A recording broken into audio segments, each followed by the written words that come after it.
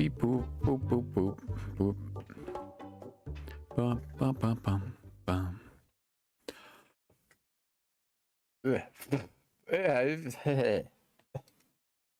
Just inhaled cat hair. Hi.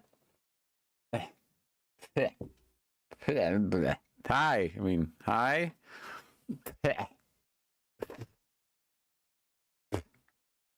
You're hairy. This guy. Oh, hello. Of course, I started right when the ad break starts.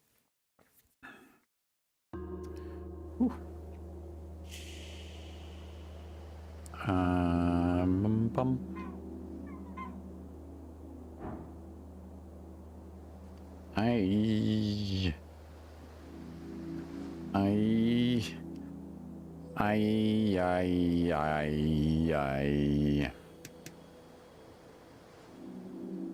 I need to find a way.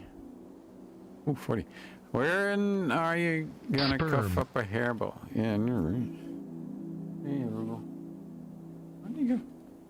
Hey, what's the move?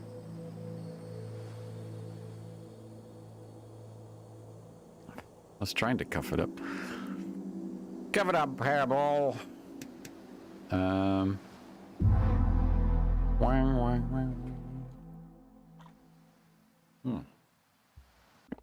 I need to find my way down. That's gonna be the quest today. Let's see. I need to optimize my genius. So this, it gives me +1 right now, but if I remove it, it's still a +1, I think.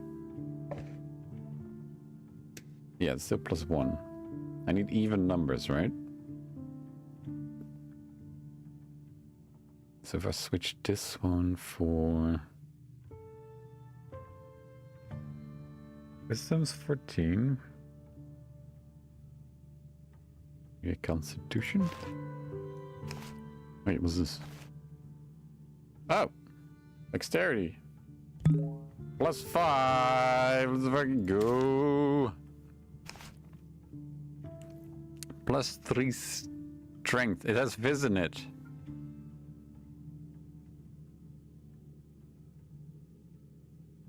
Evilish Origins. I'll take it.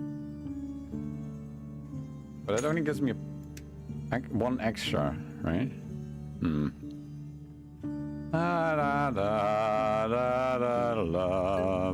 Wait, I can put on a different helmet.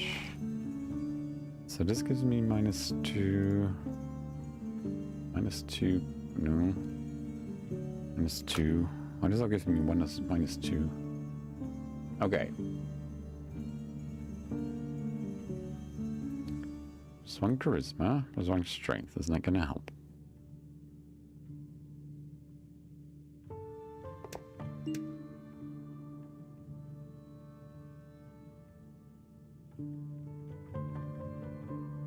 Constitution. If I put this one, it's not gonna help. No, this is fine. This is fine. Okay, how do I get down? How are you doing, Arugal? Did you have a good weekend?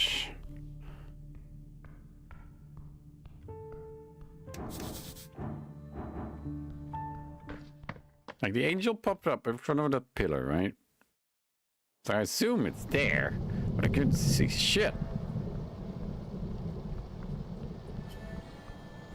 Maybe I'll just Google it. Meh, it was alright. Oh, that doesn't sound great. Is it boring or annoying?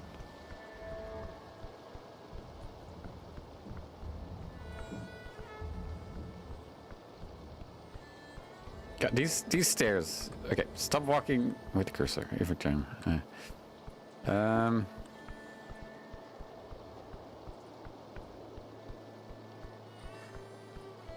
What's this? Grassland wants to use the papers.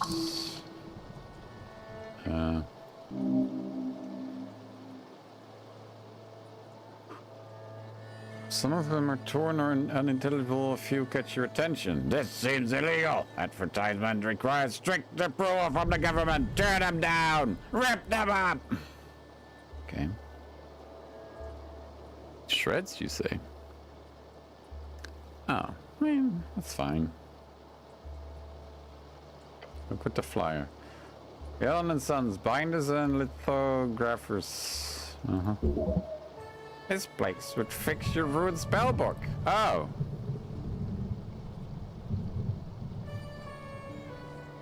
Modeling view 6.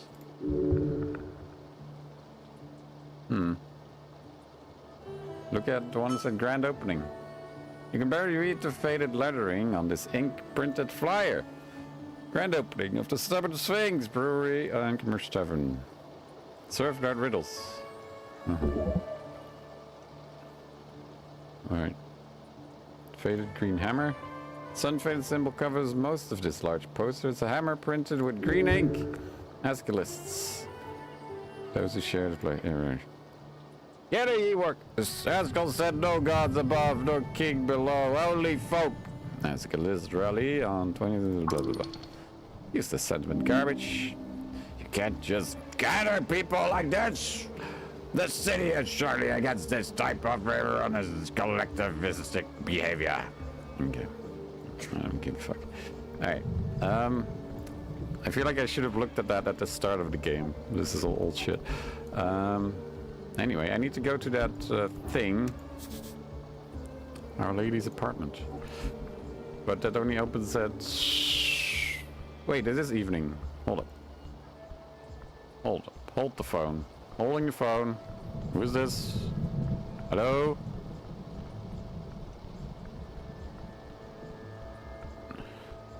How do I get there again? Not here. Go there.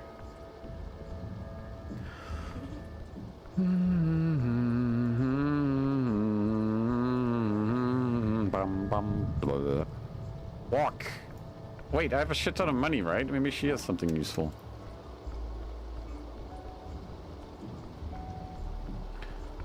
Found a treasure hoard. I have 1100. Might as well use it.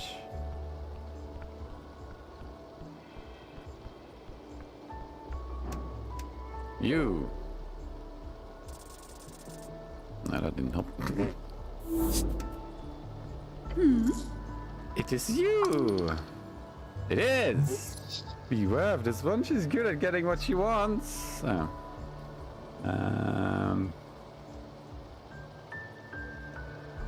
I like to browse your wares.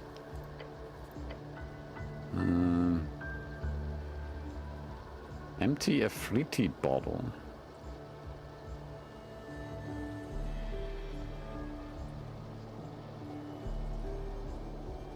I'll take that.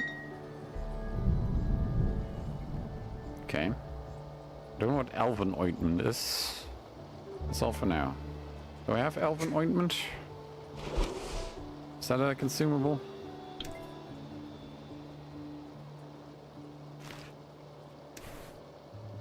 No idea.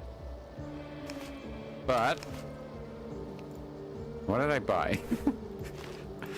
Empty a fruity thing. Where did it go? Oh, is this it? Advantage against elementals. Alright. Ooh, that would be really good. Actually, that does nothing. Like if I... Okay, it gives me advantage, but that's about it.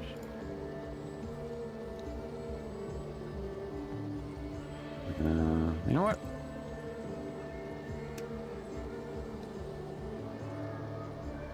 It's fine. Now I have advantage and my rolls are the same. Okay, that was a lot of money for not much. That's okay. I need to find the town. Because I need to fix my spell book, apparently, which I haven't done yet.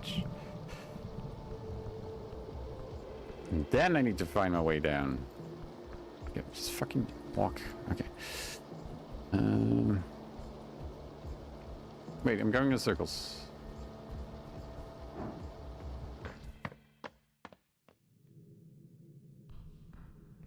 That's the bar. Let's have it. And other lurkers. Ah, here it is. Huff it, HUFF it. Yes, quote from Visti. What happened there? Oh, it.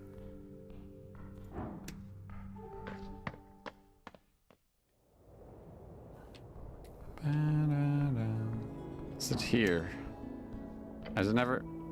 You approach the door. Bookbinder. Knock. Oh, oops. Of course, I have a deep love for books now. That's fun. Didn't expect that, considering everything. I'm not a big reader myself, but I indulge occasionally. He sounds surprised, but it's just banter. You can handle it. What did you think What? Did you think I don't like books? I'm a professional and highly esoterically minded cleric. Of course I love books. Oh. You can read? Okay, roll a 6.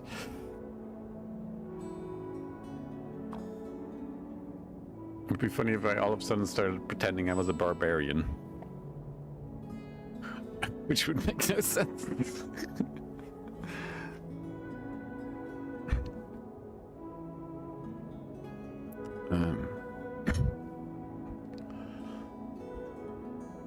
So, thank you. Barbarians don't read, they eat meat and fight. Never mind that, I changed my mind. He groans. Well, maybe we shouldn't just stand here talking in front of a shop. You knocking? Yeah. Slit door opens. Beyond, you see a pair of large yellow eyes glaring at you. Oh, it's a book. Hey-yo! Bird. Is this pest control? Eyes quickly tilt to the left. Tilt?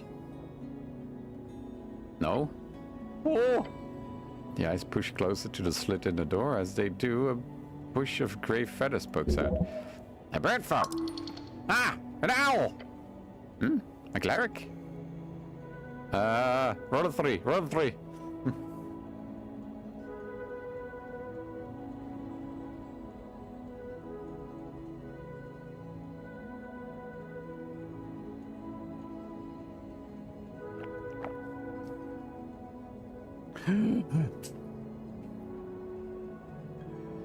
Roll 3. Hey, there's someone missing. Oh, fuck. Yeah, duh. Your commitment to cleric-ish behavior runs deep. Oh, I'm more of a cleric now. The birdman behind the door ruffles his feathers. Shen Yelan is my name. If you are not pest control, I need nothing from you. Please leave.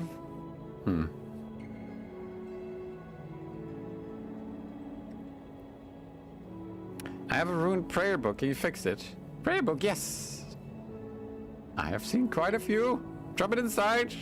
I will check a look. Drop it in. Yes, horrible. Salt water, left swollen. You could have avoided the worst of this if the drying process had been handled better. I will rebind this foul mess for you. Great, thanks. One more thing before you run off. I will need guidance on the direction of the rebinding. The spells inside are lost, however the style and formatting can be saved. Using my skills, I can aim at something from the towers, which would be most similar to the original work. I could also focus on rebinding it in the style of druidic ledger, or perhaps as a grimoire of the dark and forbidden arts. Ooh.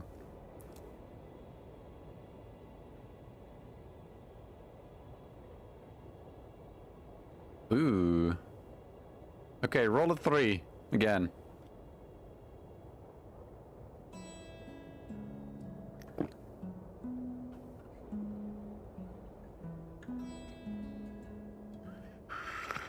Make it a primal druidic ledger. Choose wisdom. And that I will do.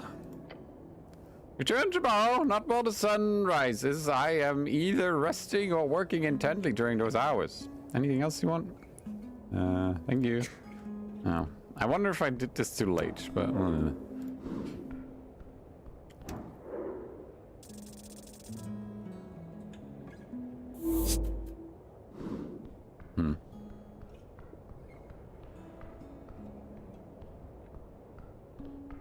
Wait, did I ever bring the ink cartridges? Oh, that's not here.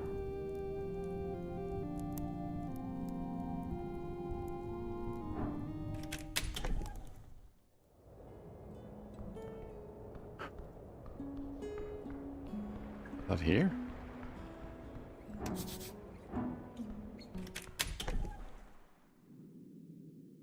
Nope.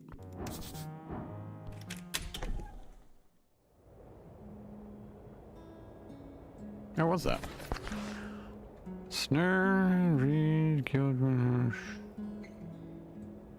Simmy's hole? Oh, it's Simmy's hole. We need to enter Simmy's hole.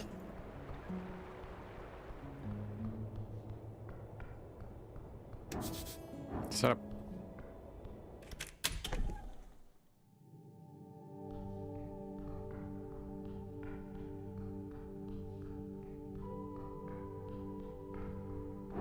Is this Simmy's hole? No.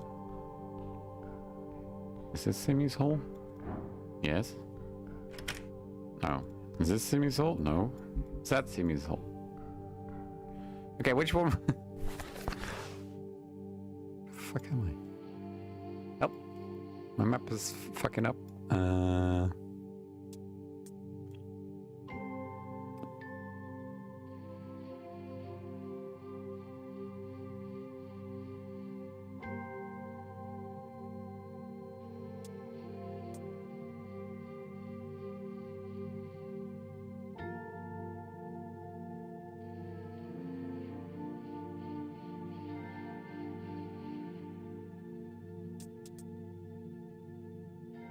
How do I know where I am? Secret tunnel?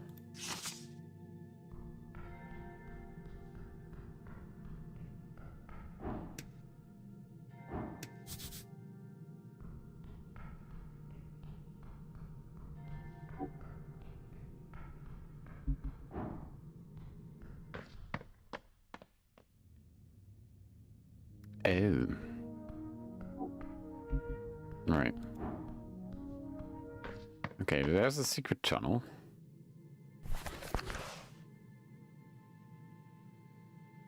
These holes below here.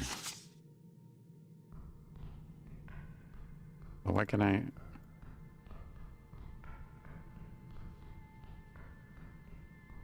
So this should be it, right?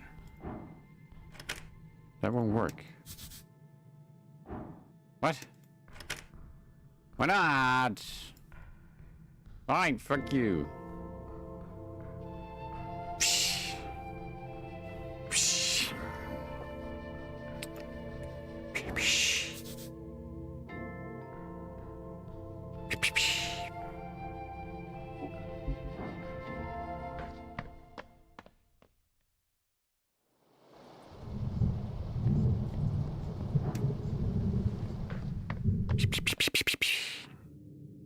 Has the snail moved yet?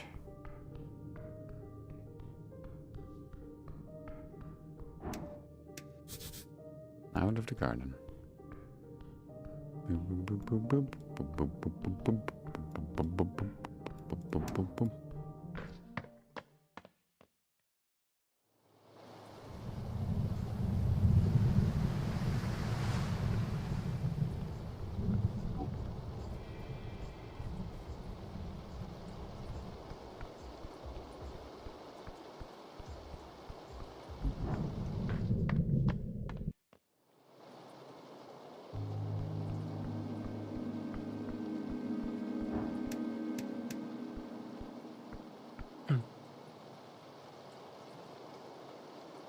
Thank you, bye. All right. Whatever.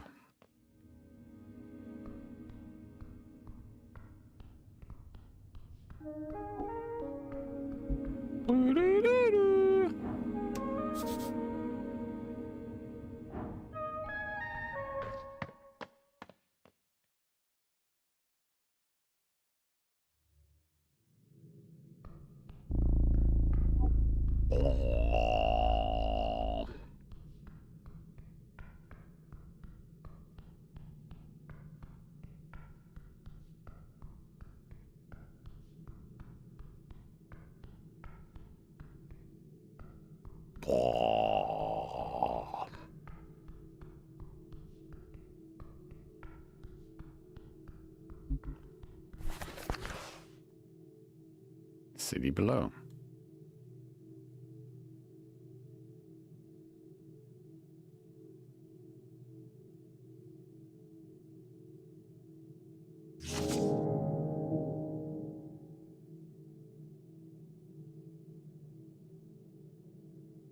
Ooh, I'm a cleric, all right. A political nationalist cleric.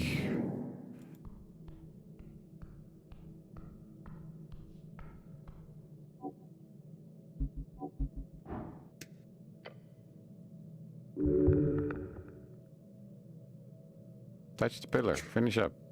I can't. Okay. So this goes to the cave.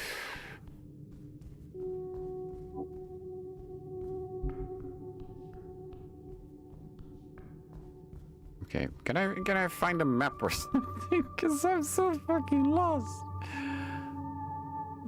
Esoteric Ebb. Going deeper. How do I go deeper?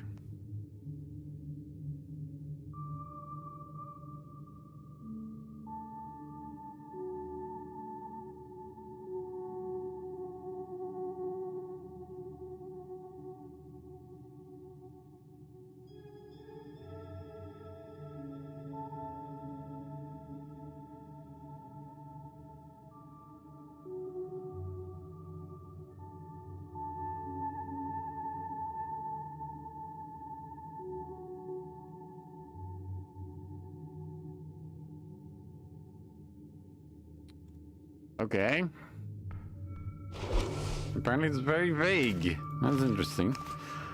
I have a pickaxe, which I can examine. Inspect the pickaxe. Along the shaft you see those glowing teal runes spelling out secret. The dark dwarf told you it could be used to cast detect secret. Rare first level divination spell. It allows the user to notice illusions, traps, blah blah blah blah. Okay. Figure out how to get the spell. Oof. Barely. Okay.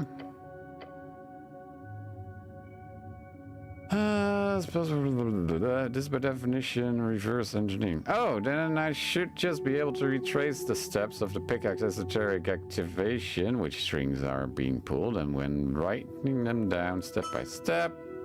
Yes, normally that could work, even if it's a highly difficult and slow process. However, this pickaxe is broken. It does not perform those esoteric stages in proper order. More likely, one of the stages is broken. It will, no matter what you do, take around 3 hours for you to do this. Make sure you have time. Oh my god. Speak the keyword secret. 3 hours.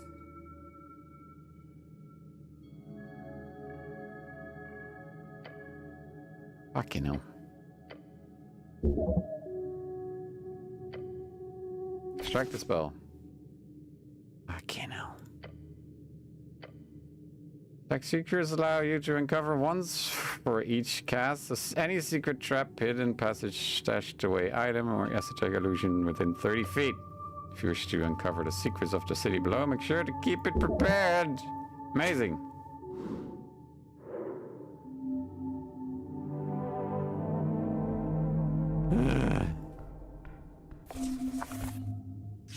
Okay, now we need a shrine.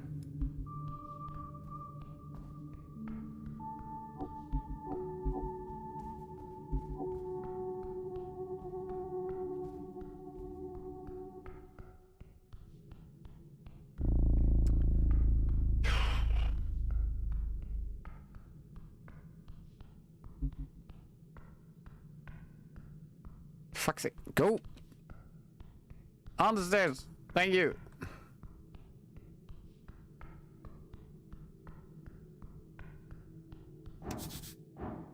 You smell funky. Shoop, shoop.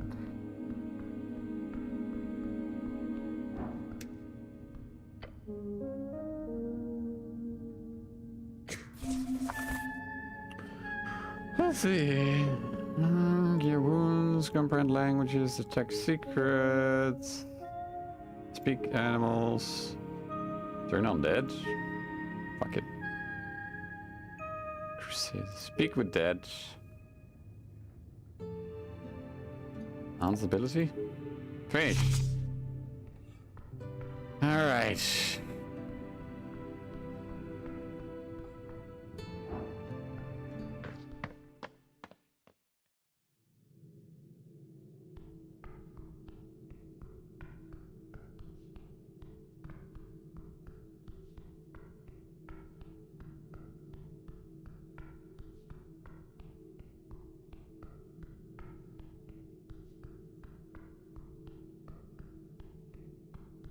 Mm-hmm.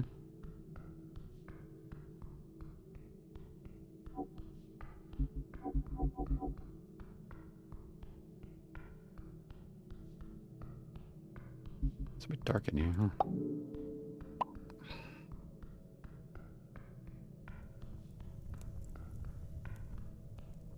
Okay.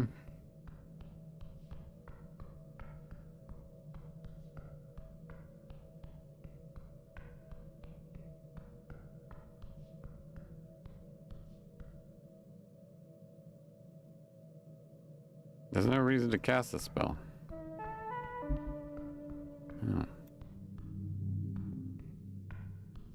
That's nice.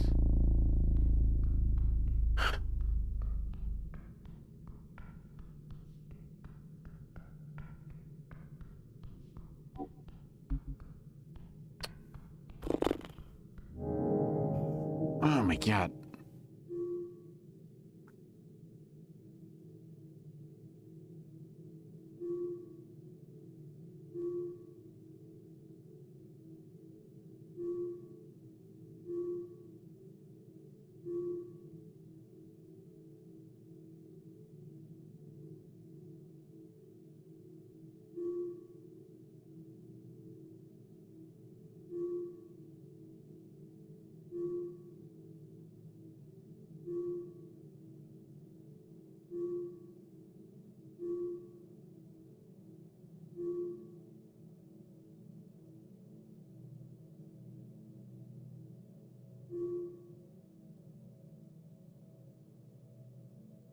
Trade had an encounter with a human in yellow who was looking for a secret door to further below.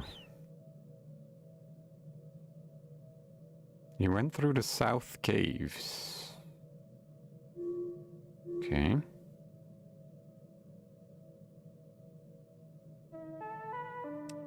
Okay, we don't know where the hag is. South caves. Let's try the south caves, eh?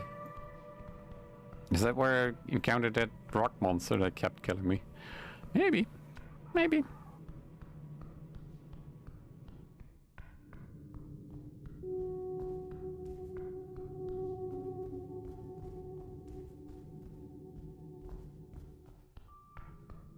Secrets. No reason to cast that.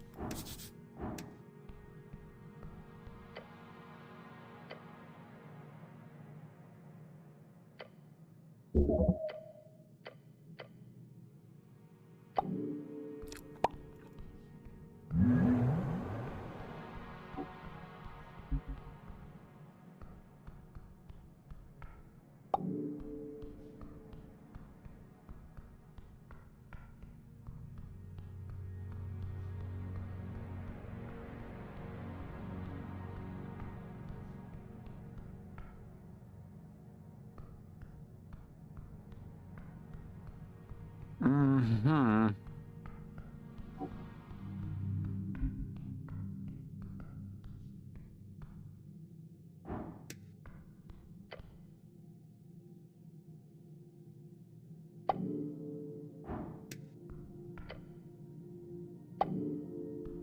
Let's go.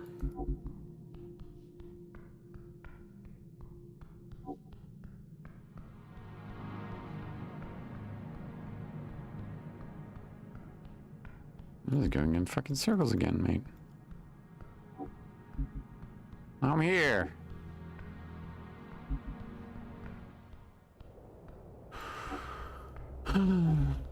This doesn't make any sense to me.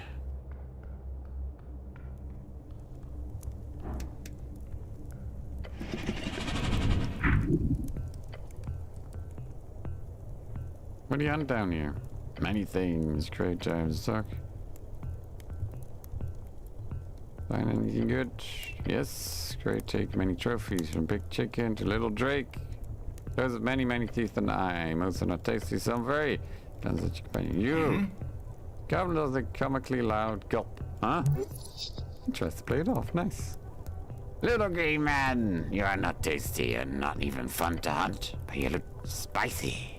He holds up a hand and a stern face. I can assure you I'm not. Croc lets out an amusing growl. Okay. Where else do you hunt? Great hunts where he pleases. This land is good for sport. Great beasts roam and many fresh challenge await. When great is on hunt, he goes far. Alright, good to know.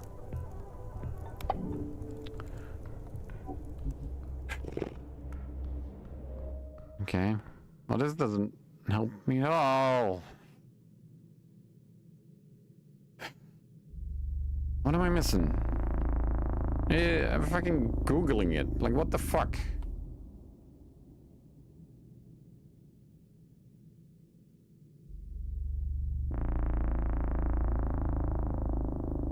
There's a goblin skull near the lake where Lisa the Hag lives.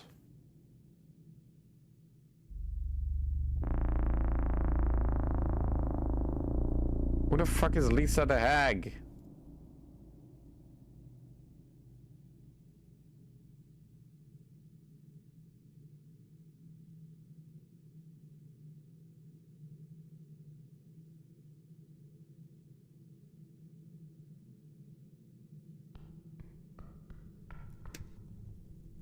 Oh, why can't I use it now?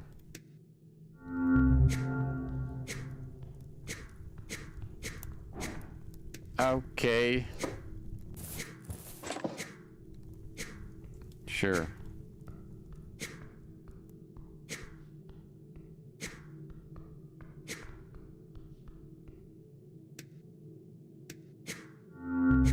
Oh, now it works. What the heck? This is not just a wall.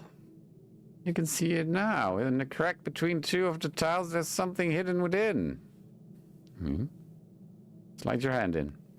Your gloved hand just barely fits in the crevice. Just a bit in, you feel something hard. Something round that seems to move at your touch. Not in a hot way, right? No, it's quite cool. Cool as in cold or cool as in cool? It's cold. Oh. What is it? A button. Hidden inside the wall. Push the button. You press it. After a light click, the wall itself begins to groan. Pull your hand out.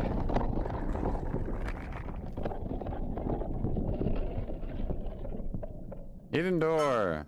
The entire wall slides away as you do, revealing a deep, dark tunnel beyond. Whoa, nice catch. He lifts his face into the air. What's that smell? It's dank. Stench of molten stone. Meek knows the smell. Old places, dark places. Be careful, master. Time to go even deeper. There's a dude behind me. Masked assassin. Seemingly out of the air itself, a masked figure appears. Not the bad vibe behind. The intimidating shadow stands ready to strike with the dagger in hand. Dagger. One-handed piercing weapon, good at making holes in clerics. This may be one of your friends, cleric? The goblin managed to ask before his eyes widen. His eyes fall on the dagger and he immediately reaches for his sling. Oh, it's happening. Let's go. Roll initiative. Hot diggity. 22. A 1. The fuck? You can hear precise controlled breathing from beyond the esoteric mask. This is it. They are ready to kill. You spring into motion, prepared to act. The assassin intends to use the distance between you to their advantage. Focus! Close sighting them and engage. Look, you obviously have to get closer. Cleric, there's a hex.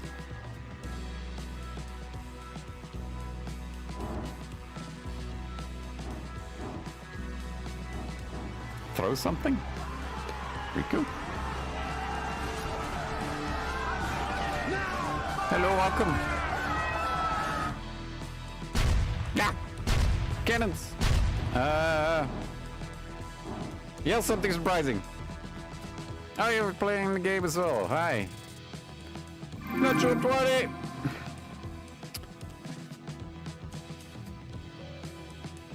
How are you enjoying the game, or have you finished it? Welcome, welcome.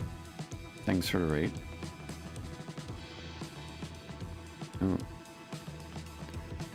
Yeah. I just got a bit lost, but I found my way. You go for something that will disrupt this rhythm, and you find it. There's no escape. We have you surrounded. The assassin jerks to attention and glances over both shoulders. You can see he believes you, and he's distracted by the possibility. You're a good liar.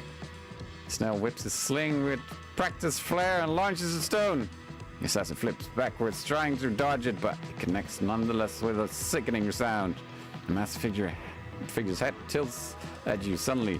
Flick of the wrist, a quick motion with the hands, and a dark energy surrounds you.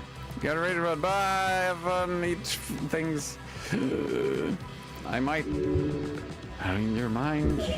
Axe! You will take constant damage from this typical warlock spell. You feel a deep unease permeate your bone just as the assassin hurls a blast of sickly energy. Ow! Wait, why am I so low health? It lands squarely in your chest, causing an eruption of pain. What the fuck? Where did my health go? It was 9. I had a lot of health. What? I got assassinated. The one thing I didn't want to happen.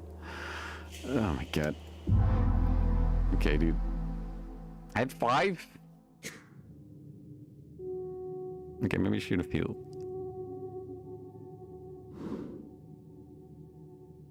Oh yeah, I do have 5.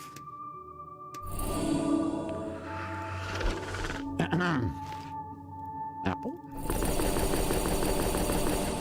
Okay. Let's try that again.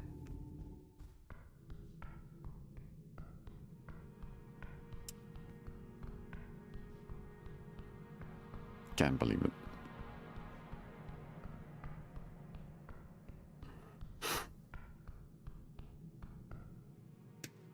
No. Oh, fuck, I don't have my...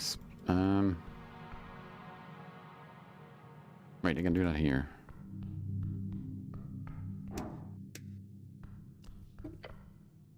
Prepare the spell. We want... Comprehend languages, cure wounds, detect secrets, inflict wounds, speak with animals, enhance ability, speak with dead, fish.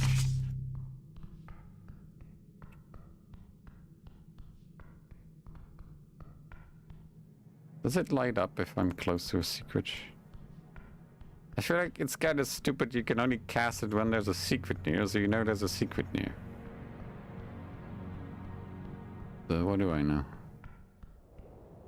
Like, does it light up if I'm close?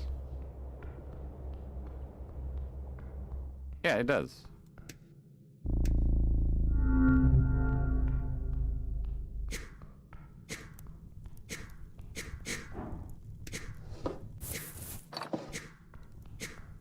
Shut up.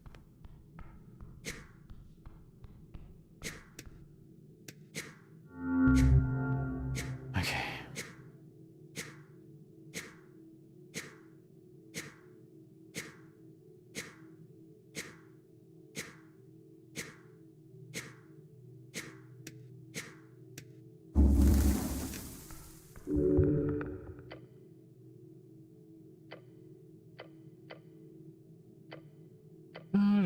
Push button, press it, blah blah. Okay, I feel like the yelling things didn't do much, so we're gonna just throw something at his head. How about that?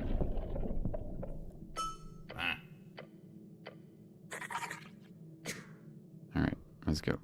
Why do I have mage hand? Alright, blah blah blah blah blah blah blah blah. Roll for initiative. Oh! Okay. Okay. I'm gonna throw something. What? Oh, I had a 20. Oh, Snell goes first. Oh, fuck's sake. Okay. Assassin intends to use the distance between you to their advantage. Focus! Throw something at him. Okay. Close the gap. Or should I? I'm gonna throw something.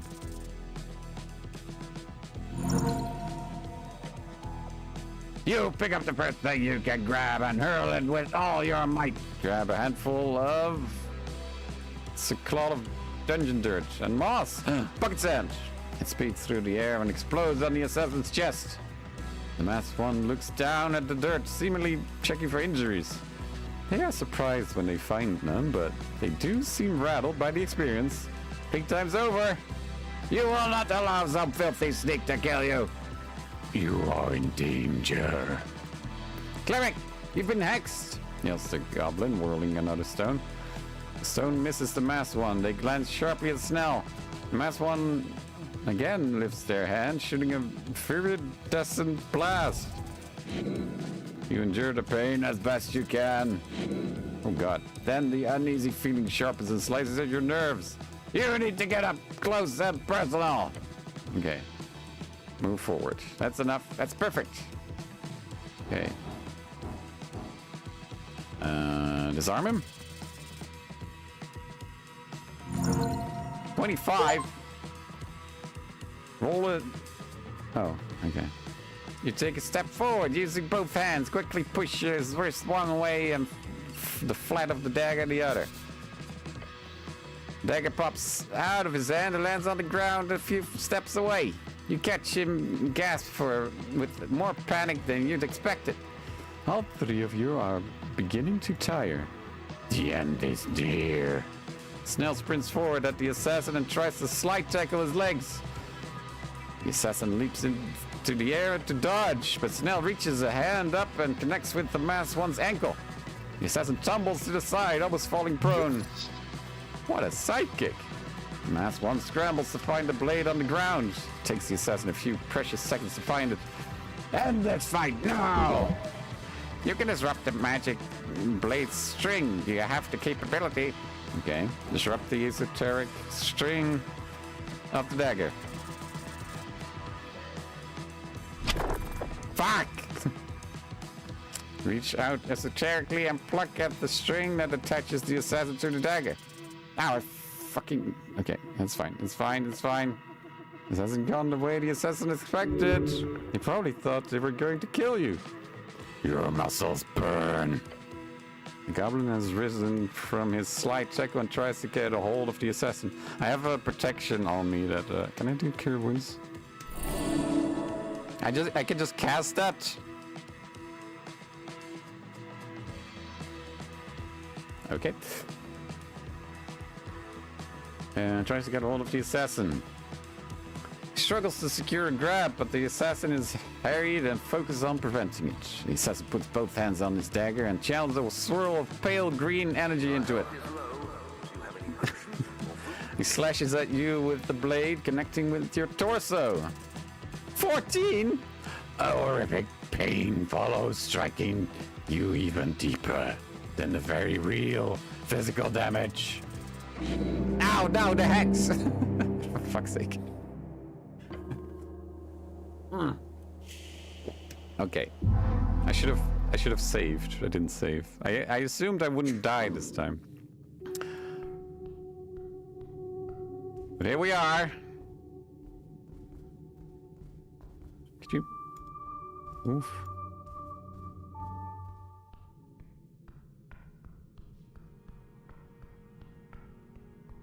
Wait, am I going the right way?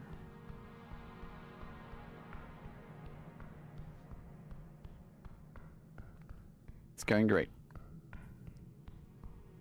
We're doing great. Everything's fine.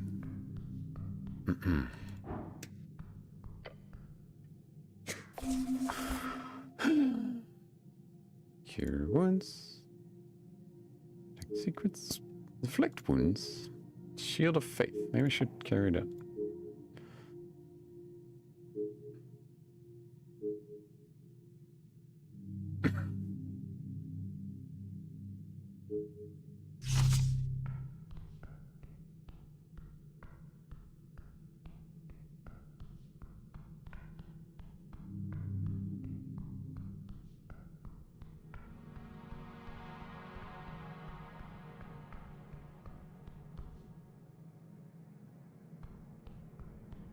That doesn't do much. Okay, I'm gonna save now before I open the thing.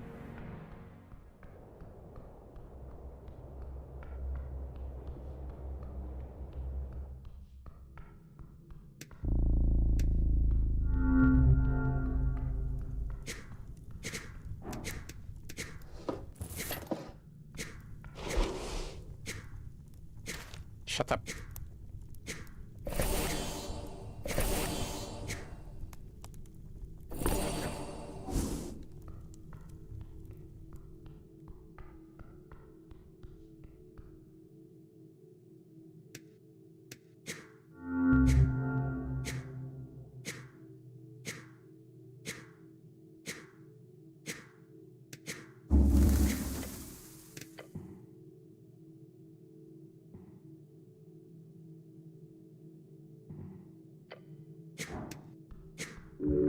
Okay, let's try this again.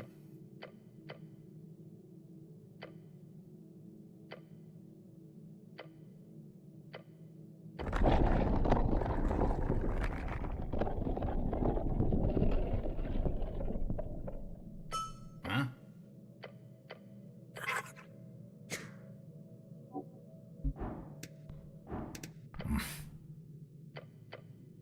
Sorry, I didn't mean to talk. Sorry, shut up. Okay.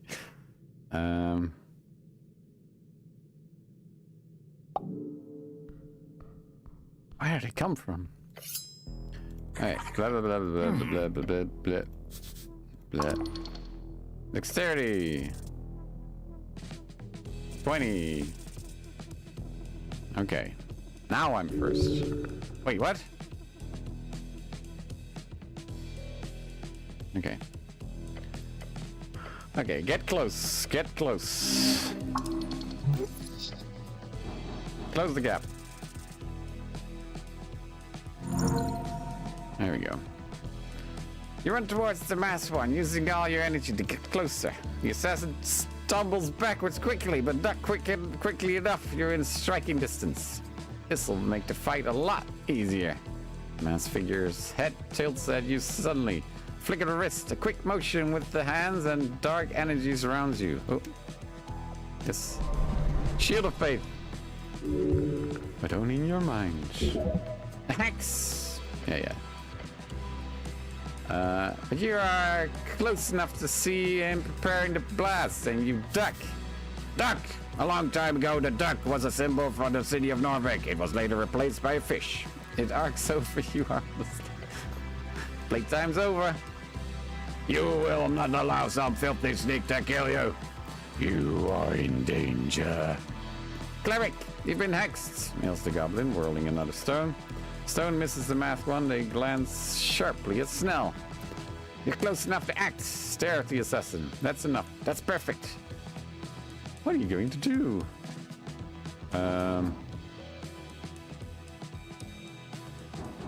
Punch him. Fuck! You throw a punch, but it doesn't have enough force behind it. It's sluggish. The assassin easily dodges you. The masked one again lifts their hand, shooting a fire-descent blast. You endure the pain as best you can. Okay, that's not as bad as the first time. Then the uneasy feeling sharpens and slices at your nerves. All three of you are beginning to tire. The end is near. Snell sprints forward at the assassin and tries to slide tackle his legs. The assassin leaps into the air to dodge, but Snell reaches a hand up and connects with the masked one's ankle. The assassin tumbles to the side, almost falling prone. What a sidekick. End it, fight now! You can disrupt the magic blade string. You have the capability. Well, you'd say that.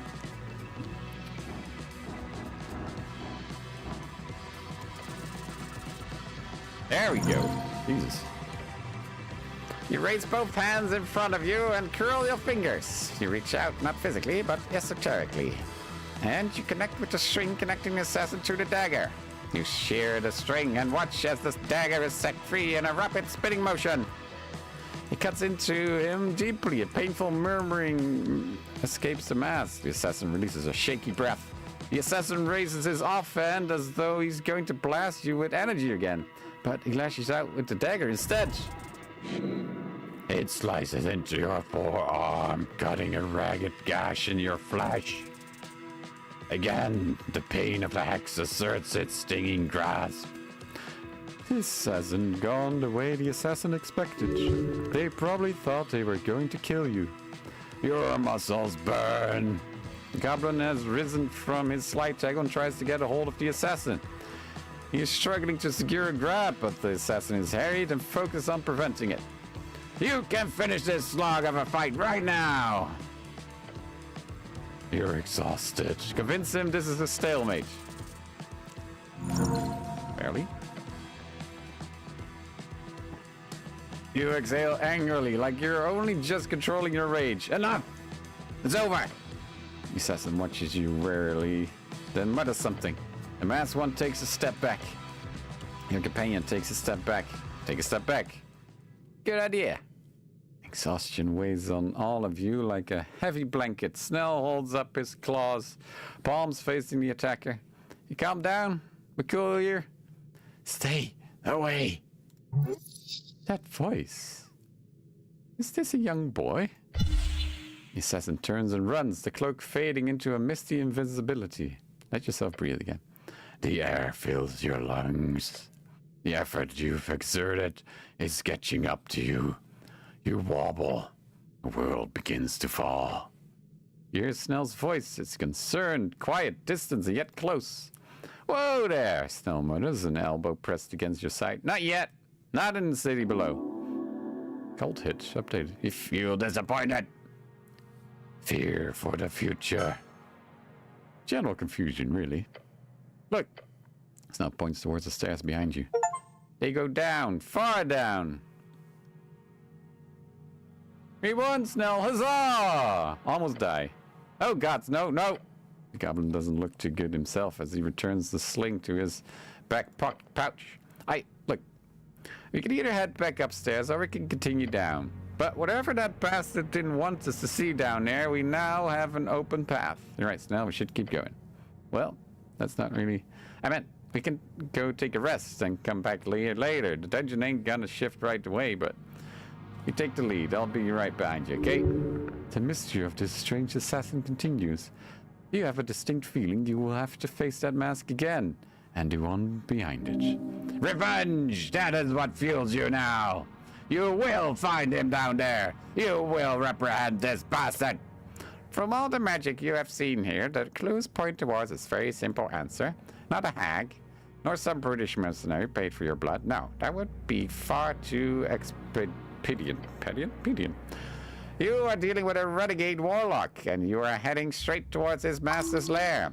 Whatever's hiding down these stairs is most likely, probably, exactly what the assassin doesn't want you to find, so time to get going.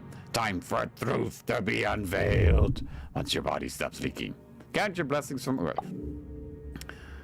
Alright, I'm just gonna eat some apples. Sorry about that. Apple, apple, apple, apple, apple, apple, apple, apple, apple, apple. Enter. Fucking hell. You find yourself walking out into the mist. A teal ethereal veil spread thin across a basinless wonder, the undercoast path. Mushrooms, your companion might assume himself. Let's not stay down here for longer than we have to. As you stand there, something appeared through that veil. A porcelain specter! The shards of her broken wing gently flutter in the damp chasm. Winds as she descends from above. It is fast, the center line of this realm. Hello again, Ether. Cleric. The angel spins around in the air and places a hand on her sword. Nicha boski vikri punya samnasya we private. Upper Hollow Ridge shall be explored. Okay. Her words invoke power beyond mortality. Let us delve, cleric. Etta has joined as a companion. She will follow you while you explore the undercoast path and beyond. Great! Huzzah, even! Don't huzzah. Don't ever huzzah. Yippee! She's not exactly the most talkative person, but damn if she's not useful. Just try to keep her on her good side, okay? Okay, let's head out. Oh god.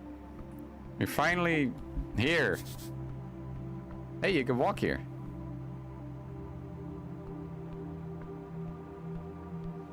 Where am I going?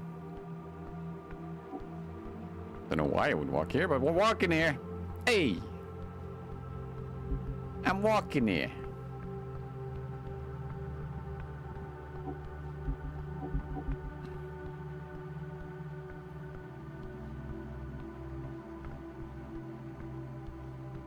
Oh, should I just turn on Druidcraft? Acorn people. Oh, I didn't mean to talk! Okay.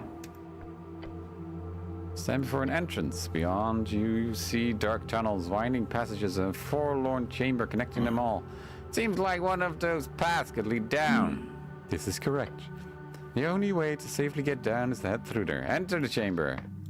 Okay, musky air invites the holes in your helm. Air is thick with pollen. Let's not linger here, okay? This is exactly the type of place where poor clerics get gutted by ankags, gricks, or what are those late sharks called again? Bullets. Yeah, one of those. All right, which way, cleric? Go through the fallen hallways? You move into the collapsed hallway, stepping over rubble and rotten timber. Watch your step. Floor is uneven, treacherous. Stone debris everywhere. Ancient construction fallen to ruin. This place has been abandoned for decades, maybe centuries. Clicking sound echoes from the walls. Ah, fuck. Move! Trap! Master, it's a trap! Before you can make another sound, the floor gives way beneath the pressure plate. Blades swing down from the ceiling. Dexterity 4. Natural 20. Bit overkill. The angel grabs you by the uniform and throws you. You tuck into a roll across the broken stone. Blades whistle past in your wake, missing you by inches. Oh shit, that was close. Goblin takes a breath as he too managed to move to the side. You picked yourself up, breathing hard. The passage ahead is clear now, the trap's bent. You find yourself in a low-ceilinged chamber. Water drips from somewhere above. Sound echoes in the enclosed space. I think we're close. The goblin is correct. You can see light filtering in from a passage ahead. The exit! However, there's another path, descending into darkness. You can smell old stone, stale air, death.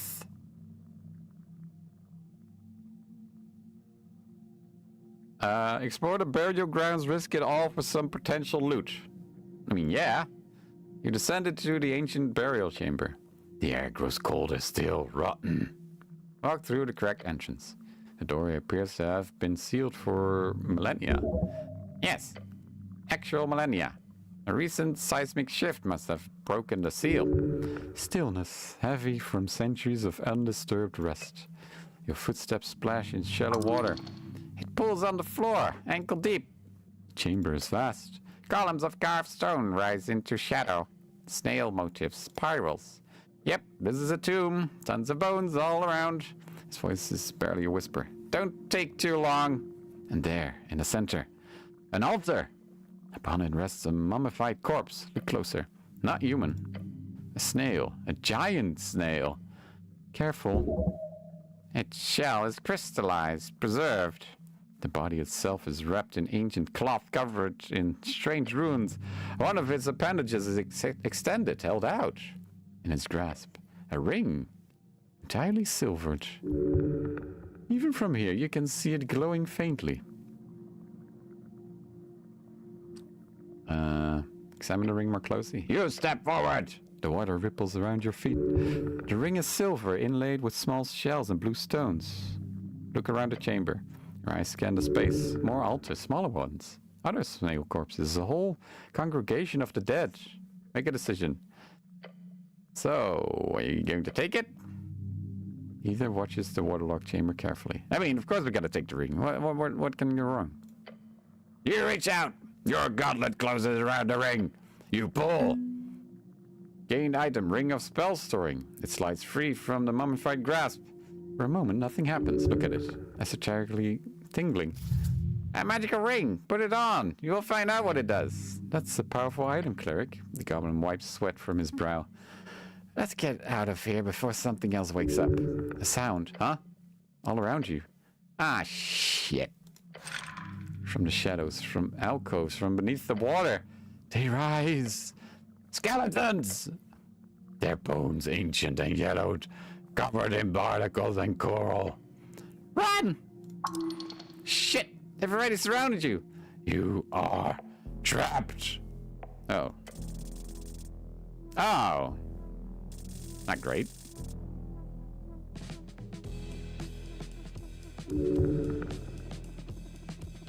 They move as one, the chorus of clattering bones. Protect your loot, damn it! There's too many. The goblin draws a sling and lets a stone fly. It strikes one skeleton square in the skull. The skull cracks, but the creature doesn't fall. Fuck! They swung forward, weapons raised.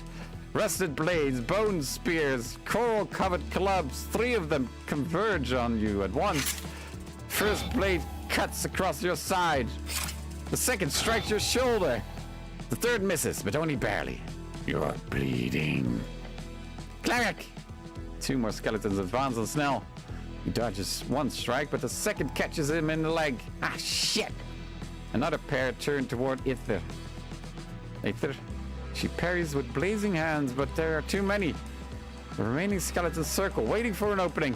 Angel moves with grace, her wings spreading wide. Radiant flames gather in her palms. Stand back. He releases a holy fire in a brilliant arch. It washes over 3 skeletons at once. They shriek and burn, but their bones hold together. Scorched, blackened, but still moving. They resist. Voice carries concern. 7 of them! You've never faced this many at once! Run! You need to run! No! Stand your ground! They are nothing but bones. Manage them. Death surrounds you. Literal death. Focus. You're a cleric. You have tools for this. I mean, I wish I had turned undead on me, but I don't, so here we are.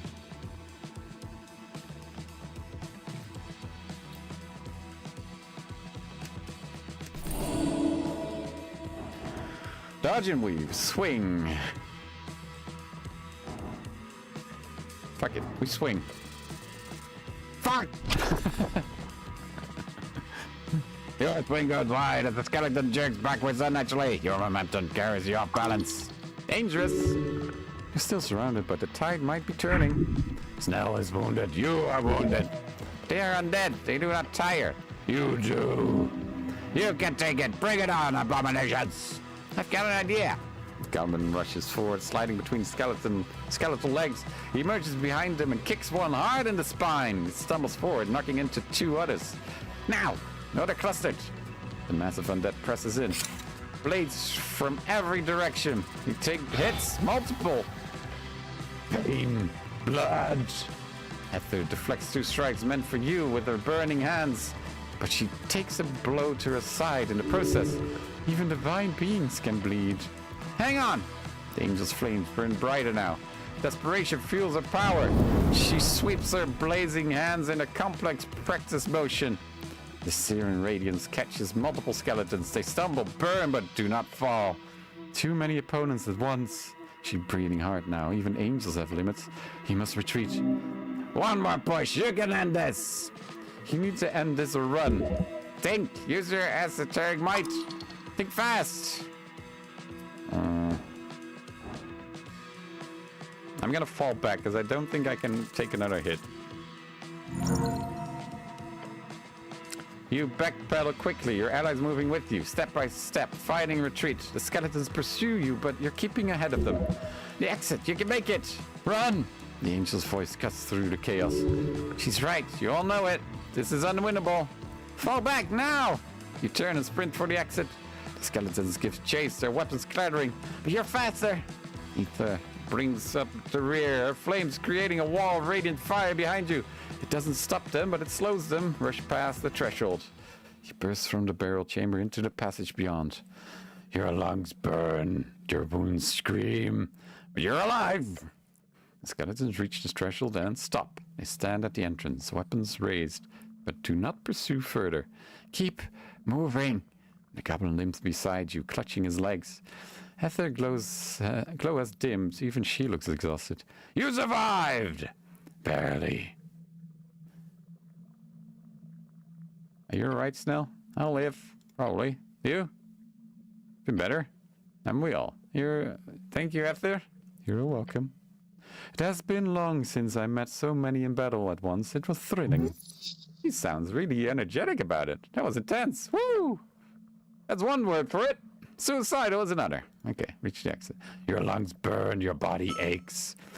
You're alive, and you make your way towards the exit. Making my way. Behind you, the burial chamber returns to silence. You are emerging at the bottom of the ruins. The labyrinth delivered you safely down.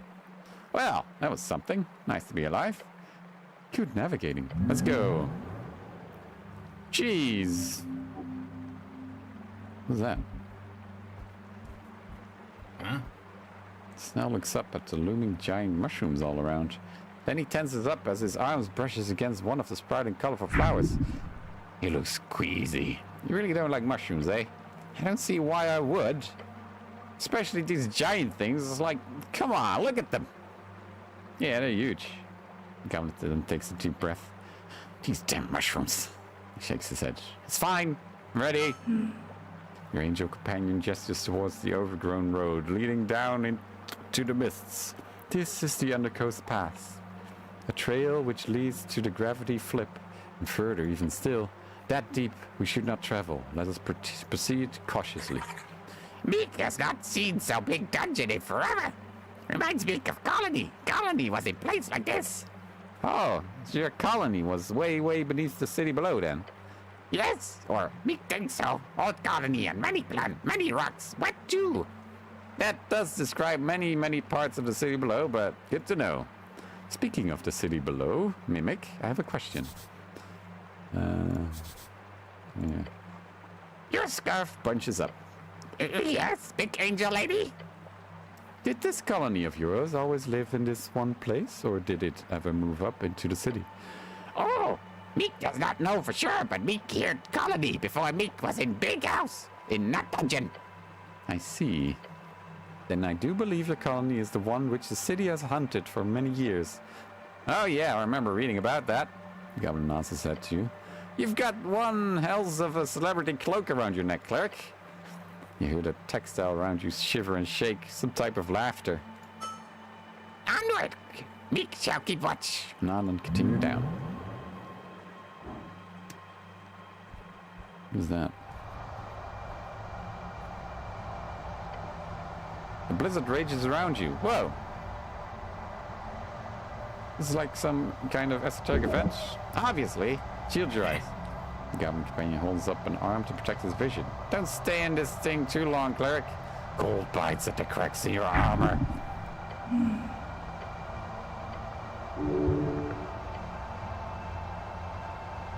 He grabs his exposed arms. God damn it, this esoteric bullshit!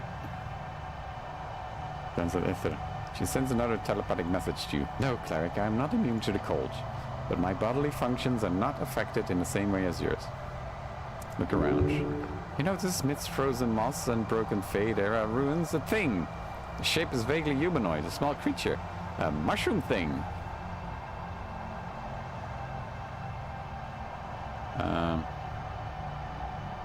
I'm gonna not go in here because I am low health. Can I do a short rest?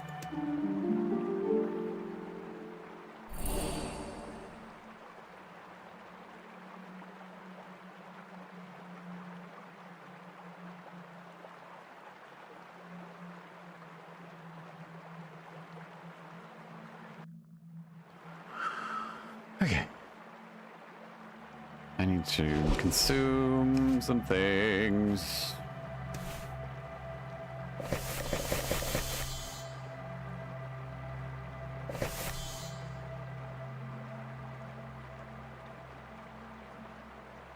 I didn't mean to do that. Oh. Swamp extract. Okay, I'm gonna save.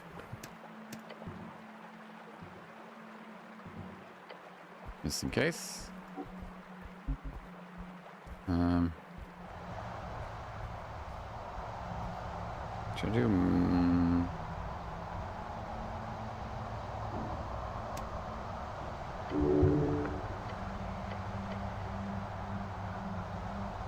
Spend time. You kneel down in the snow, taking a closer look at the central figure. Oh wait, I forgot to heal. Yeah, okay, sorry. Compromise as he turns to leave. I'll support you in spirit from over here. Snell's correct in his assessment, cleric. But I see this esoteric parquet touch caught your attention. If you need it, I will assist. You see your armor rattling slightly in the blizzard. Hardly visible, but she's cold. Gods, it's cold. I forgot the one thing I said I would do. Let's try that again.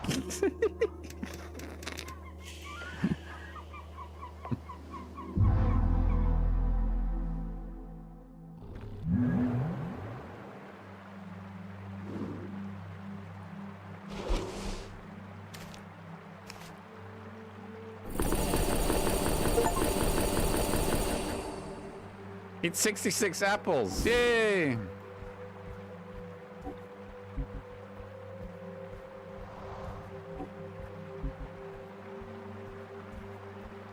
What is that? Bronze shield. Okay.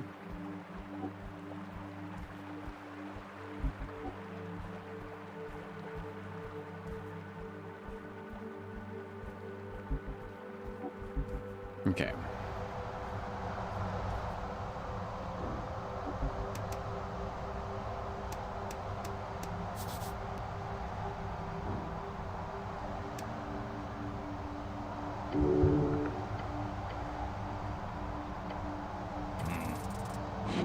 Okay, that's not so bad.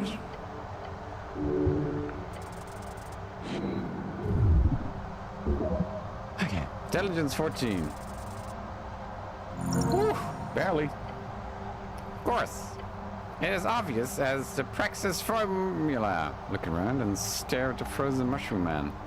This is an esoteric pocket born out of a curse. The creature's cursed, a freezing curse.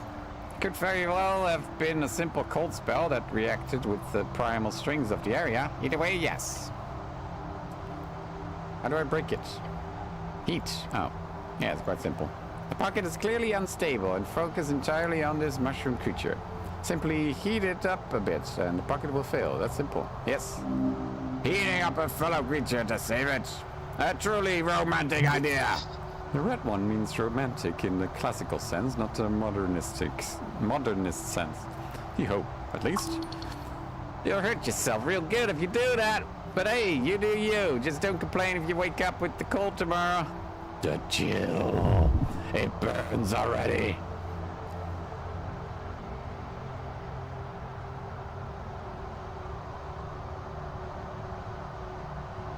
Just use Druidcraft. With your hand placed upon the surface of the flesh-frozen creature, you whispered to the primal forces. Rest no more, rise with the sun. A mild message received clearly. The heat springs up from the ground right into him. Bit by bit, the mushroom shivers, then twitches, then moves.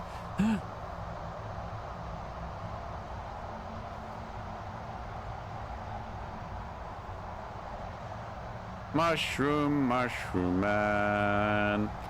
I just saved the mushroom man. Esoteric tingle. You blink and it's gone. Heat you brought to it causes the esoteric cold to cease. The blizzard suddenly stops in the blinks of an eye as if the aggressive snowstorm was but an illusion. There it is, the end of the pocket. Well done. You've done a great service here. You have turned off the blizzard. Feels a bit strange to do, even for you. Oh, damn. Great job. You hear the goblin call out as he walks up to you.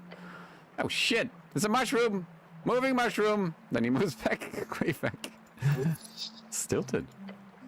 The angel, however, floats in closer, looking at the tiny mushroom man, now shivering on the ground. Stare at the mushroom man before you. His name is Brr. Brr. Oh boy, watch out. Might be toxic. I'm assuming you're cold, yeah? Brr. Okay. Brr. The mushroom man raises his head. You see a tiny mouth underneath the cap. It shakes as he says again, Brr. Stare at him for a while before you speak. Brr. You notice you're in trouble, he says, while keeping a healthy distance. The goblin does not want to approach. Ah, he's not happy about being near a moving mushroom like this. The fungal folk thing stares at you. I should cast Comprehend Languages, right? Yes. But just see what the creature does first, in case it runs off. Okay. Move on. Mushroom Man looks around the still frozen grass until he finds a snow-covered bulb. He lifts it up, shaking it clean. As he does, it lights up. Gives you the tiny item. Ooh. It is heavy in your hand despite its small size. Oh my! An Eon Stone! How did this creature get such an item? It was right in the frozen grass. Oh shit, oh shit! This is a very powerful magic item. Yes, the Eon Stone was responsible for this prolonged esoteric pocket. Though something else must have initialized it. Thank you. Brr. The little mushroom man then waddles past you, walking away from the still frosty area. Alright, bye! He seems to walk around the corner into the nearby ruins. Your angel companion sends you a quick message. He said, see you around. Okay, cool, yeah. See you around. Yeah, you saved the mushroom man and we got loot. What is it? What is it? What is it? Legendary magic item probably produced during the arcane era. It's got the markings of old Diminoran craft. It floats around your head as you walk. Ooh. +3 wisdom. Sure. I kinda need intelligence though. Do I have intelligence? Charisma? That would be nice.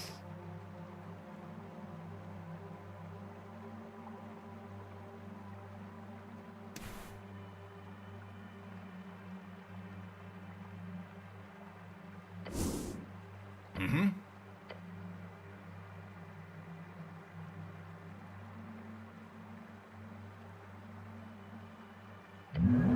Didn't mean to do that. Okay, let's go to intelligence.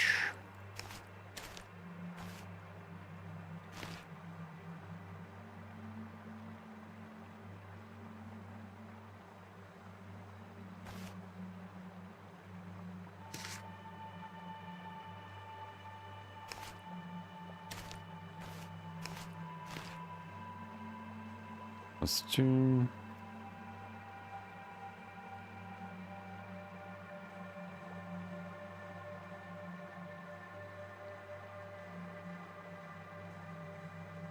Wait, intelligence doesn't help me.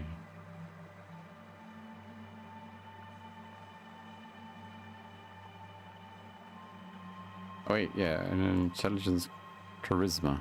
Nope. I don't have that. Okay, I'll get.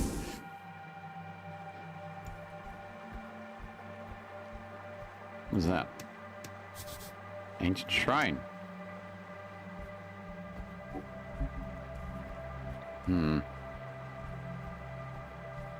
Hello? Oh, there's another mushroom man.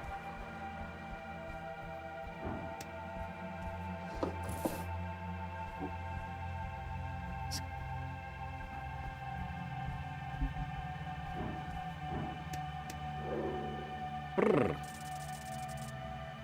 Hot diggity, let's go. Plant. Brr. The vibrations he gives off is his language. With magic, you could communicate better. This is a scout of the deeper crevices of the earth. The creature is set to keep an eye on the horrors of the icy rage. Brr. Perhaps the future ambassador of his people. Treat him with respect. Okay. Hello, brr. Mushroom Man greets you with a slight tilt of his large cap. And then rattles out a quiet noise from his mouth, while Snell keeps his distance. Brr. Comprehend language. The twitching and rattling coming out of his mouth gradually morphs into something else, more tangible. A word! Mushroom Man will share with you something profound, something to unite your two cultures into one whole unified peoples. A message of peace. What's up? Hello there. I saw. Spell. You're good at stringular manipulation. What? Words are slightly garbled through the magic. You must get better at this. I am Cocoloro no Moroso. I'm sorry, can you repeat that? Try to fix the spell. You are unsure if this is the spell or simply a fungal thing. He shakes his head. You may call me Brr. That is what neat walkers like yourself say. Although, it would be a little different from me calling you Chushu, for that is what your speech sounds like to me. But it is convenient. We do not parley with you often, so a name based on the sound will do. I think I got the spell working now. Perhaps. Sorry, I ramble. I want to thank you for saving me from the curse of Gurgalash. I owe you my life, he bows his cap. No problem. I will gladly assist you in any way. Okay. You know Nessun? Yes, I know her well. We worked together at the time down on the Undercoast. She's a lovely woman, and a great druid. I owe her a lot. What are you voting for this election? Election? Yeah, I've heard of it. Seems like a way to abstract the common consensus of a core crevice, so that a larger collection of people can feel involved in the direction of a tribe of such size that personal relations between the leader and the followers cannot be had. Indeed, it's mostly about organizational efficiency and systems that grow too complex. Mushroom Man tips his cap. I'm apolitical, by the way. Okay. Fair. I invite him to vote. Would be cool to have some more fresh folk like him in the city. Yes, a diverse folk workforce would be healthy for the city. They'd make some pretty good servants, I bet. That's not... No, not servants. Equals. Sure, equals. You should also vote. Everyone should vote. I should vote? You invite outsiders to vote in an election for your own sovereignty. Honestly, I just like the idea of fungal folk living in Norvik. That would be awesome. Halfways had trouble getting enough voting cards, but you invite the first mushroom guy you see to vote? Love to see it. Brr nods a bit and looks through the path leading up towards the city below. It has been long since I visited above. Once this threat down here has been dealt with, then yes. I will come to see this election. It will be an interesting excursion. Thank you for the invitation. Okay, that's all for now. Have a good one, Mushroom Man. Apples. Never enough apples. This is tiny mushroom. It's a mushroom. What's that? Wet belt pouch, wet, covered in fungus. Lovely. Grab it. Oh, oh, oh, oh, oh. Look. Is there anything up? Oh. The shrine. There's nothing. There's nothing. I don't think there's anything here. That's the way back. Okay.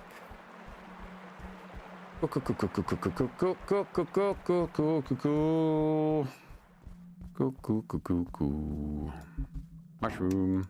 Behold the long mushroom. Trifle in the long mushroom. Or mushroom. What does the swamp extract do again? Oh, it's just food. Okay. It's like apples. I'm not eating mushrooms. I'm allergic to mushrooms. As in, I won't die, but I get an itchy mouth. This is really not good. What the fuck is that? A bridge troll? Um.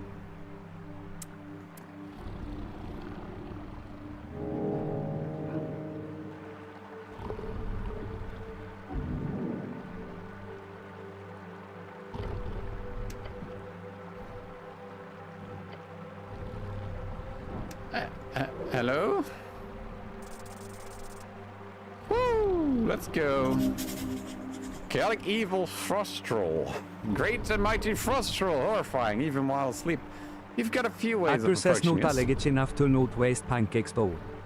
True. Good point. Anyway.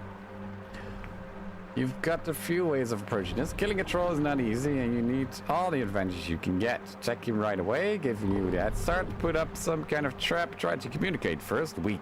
Walk away. Also weak. Getting close enough to strike the sleeping monster would be difficult, however. It would allow you to strike a decisive blow. It is time to redeem yourself. Over 20 years have passed since that fateful day. Now prove yourself. Show the world you have troll killer blood in your veins.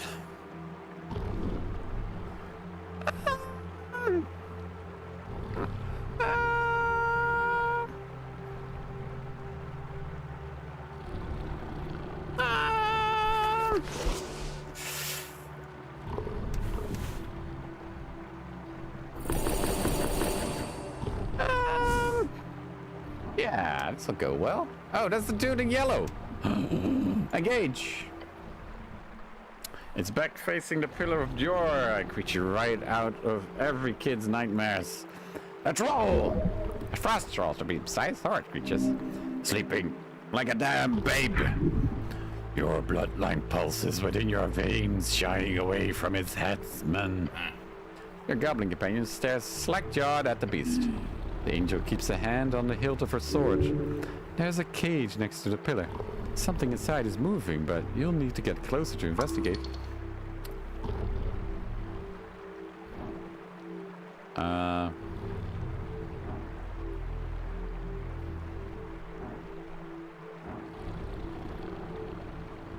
Sneak closer. One step after another, you carefully wander up to the hulking beast. Hey, here's an idea. This is a sneaky little thought. You know that movable rod you've carried around for some time now and not really used for anything? Put it on its foot, like underneath. Dastardly. And esoterically correct, it will function as a wonderful trap. Ooh. Put the movable rod under the troll's foot. You attach the movable rod to the troll's foot without him noticing. It's basically a little nail to him, isn't it? But even a tiny nail can be as painful as hell, all hells. Okay.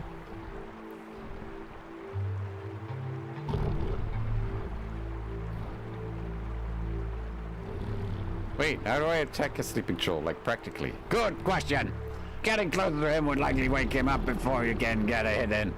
The best choice here would simply to attempt to break a toe. Oh. Break one of the troll's toes. Now close enough to smell the troll's rank odor, you reach forward and clutch the troll's pinky toe. Twist it. You grab it and give it a mighty twist. You hear a resonating snap like the first log in a house that cracked before the collapse. Troll's eyes burst open as he bellows in rage. The angel brings his sword down into the troll's thigh as he scrambles to get up. Snell whips a stone into the side of the troll's thick skull. A handful of bone fragments spray into the pillar, leaving behind shredded skin and blood.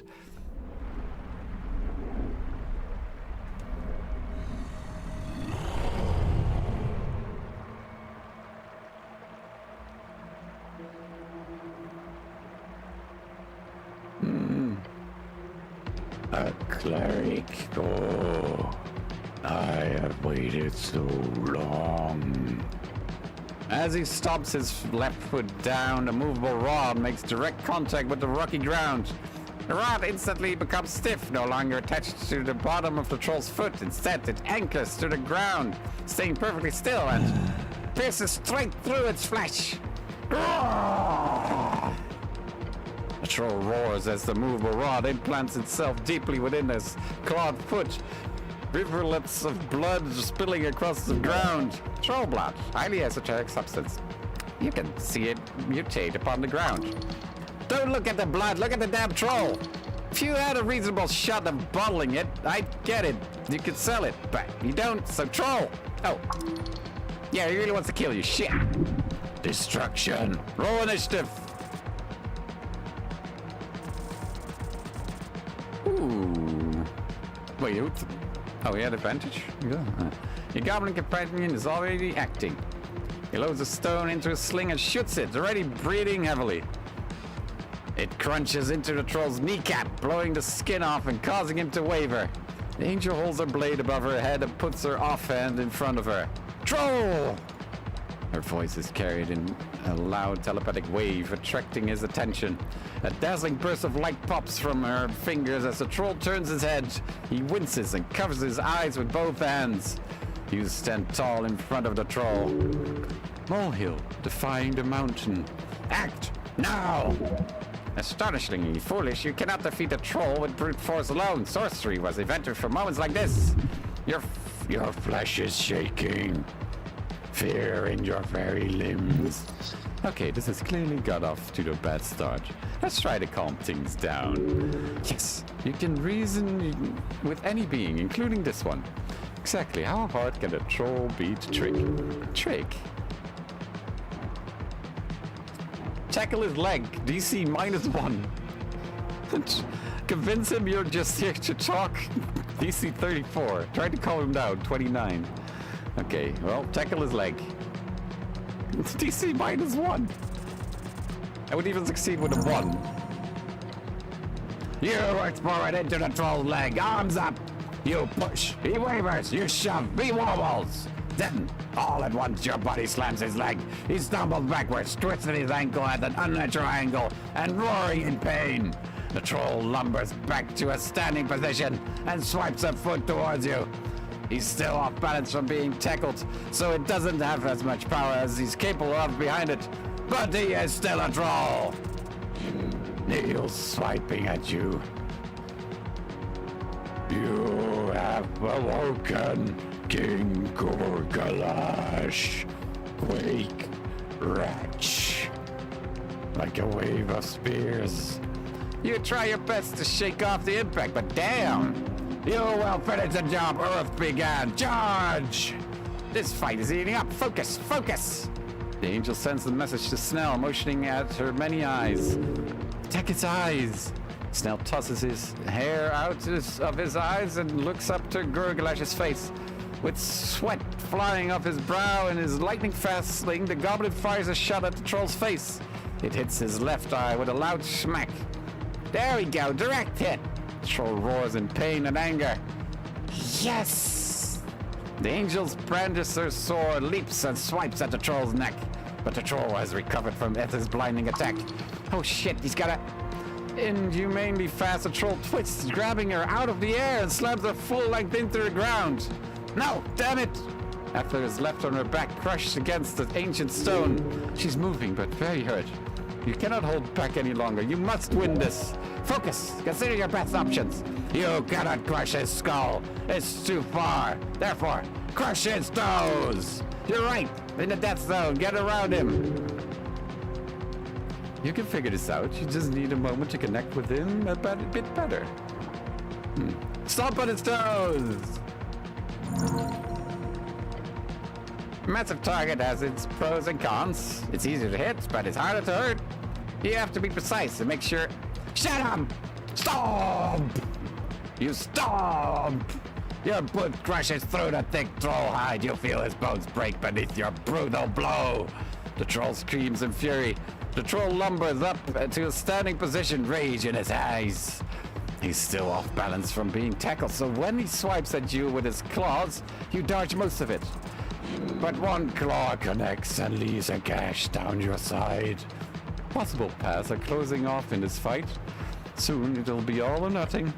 The goblin sits at a safe distance and launches another stone at the troll and smacks him in the face this time, just to the side of his other eye. You insolent... The angel uses her sword to hoist herself up from her spot in the dirt. She moves forward in a disciplined advance, swinging her sword precisely along invisible lines drilled into her over millennia. The swipes come to cut at the troll's leg. The kingly beast roars in response, swatting wildly at you and both you and Ether. It is time! Commit to something! Grab him! Yes, you need to commit, but to an actual plan. Figure it out now! You know the solution already. Bullies are cowards, and trolls are no exception. His fear of your god is the one defining feature. The thing that's chased him in the darkness down here for decades. Let's try to be Earth, then. At this point, you might actually succeed. Grapple his leg! Trolls are strong, but so are you. Grabbing his leg is a quest. You plant your feet near the troll's bracket trunk of a leg and grab it. He moves and trashes as you do, but you've got a solid hold. You have control of one of his limbs. This is almost over. The troll reaches towards you with one hand. Oh shit, no it's not. It's a feint. Master, look out. You notice too late, the beast moving forward, his foot is coming at you, fast as a missile. Oh no. Comes down on you like a hammer on an anvil. You cannot resist his force. Try not to be flat. The rough underside crushes your entire being in an instant. You cannot do anything. It is an impossible weight. And you get crushed against the ancient stone. I failed. Again, yes. Another sacrifice for the pavement, or the gravel road 30 feet down the lane. Blood pooling into the gutters, people forming a crowd all around. A spectacle of human achievement, a fight against the most fearsome beast of Ascari. Ended in an instant. You saw when it happened, when the troll awoke from mud and stone, when his claws clashed against the thatched roof of the neighboring hovel. Father was not the first to grab a pike, he was not the last. He was one of many brave men. I remember the sound. Which one? The sound of the troll's cursed shriek. It rang in your ears for days. You were there for it all. The sight etched onto the inside of your eyelids. The sight of humanity being snuffed out by those wretched creatures, each deserving of a complete annihilation on the gravel road 30 feet down the lane. Mother did not speak with you about it, not once. I never asked. You never asked. That is what a man does. He grabs a pike and goes to face the roaring troll. He gets his bones embedded into the pavement, over and over and over again until the heavens open up to the earth and the hells spill their guts on your doorstep. Until the last man takes his last breath on the last day of existence. Until you die, you will pick up the pike. Jolt awake. Mangled, bruised. You watch as Ether, the strange woman, pushes herself to her limit to lift the troll's foot off your crushed body. Your armored guardian angel pushes the entire leg away. Keep fighting. Dying. I'm just gonna cast this. And this. Okay. Familiar scent was near you. Musk, death, life, life, death, spores. Look to the side. Not far away, you see the mushroom man. He is waving his staff, spores surrounding him in a thick cloud. You feel as your drumbeat of blood, slow and frail, becomes the sturdy rhythm of a march again. Green suffuses you. Suffuses? Suffuses. Your bones are mending. A healing spell cast through the primal. You got support! God's bless this little man! Yes! This might actually give you a chance! Now get up! A risky heroic effort. It's like a magazine tale. Damn! Get up. You live! Bones cracked and soul returned. Yes, you live. Troll lets out a cackling laughter. I crush you, yet you stand! Cockroach! You're lucky the angel's strong as shit, Snells yells, loading another bullet. Now keep fighting, we can take him! This is when it ends. Despite being visibly panicked and tired, the goblin whips another stone at the troll's head. It cracks him right above his eyes. Your companion is on fire! Give him a quick thumbs up. The goblin gives you a curt nod. The angel creates a sphere of light that scalds the eyes to behold. She hurls it at the troll, and it explodes in dazzling splendor, searing his flesh and earning a wail of pain. End is now, cleric! Yes! Listen to this gorgeous divine woman! Send the troll off this cliff! This is it! This is everything! This is a time for divinity. Call on Earth. Remember the chance. Nah, this is -10. Let's fucking push him off the cliff. Everything comes into focus as you shift your body forward. You use it effortlessly, executing a perfect, powerful shove on the troll's leg. Despite his size, the sudden strong shove makes him windmill his arms to regain balance.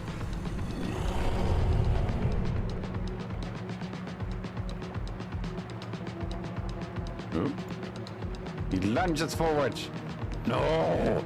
No! Now's your chance. Don't let him get away. This is the end. Focus and steady mind. It's time to take this evil down. Take him! Break him!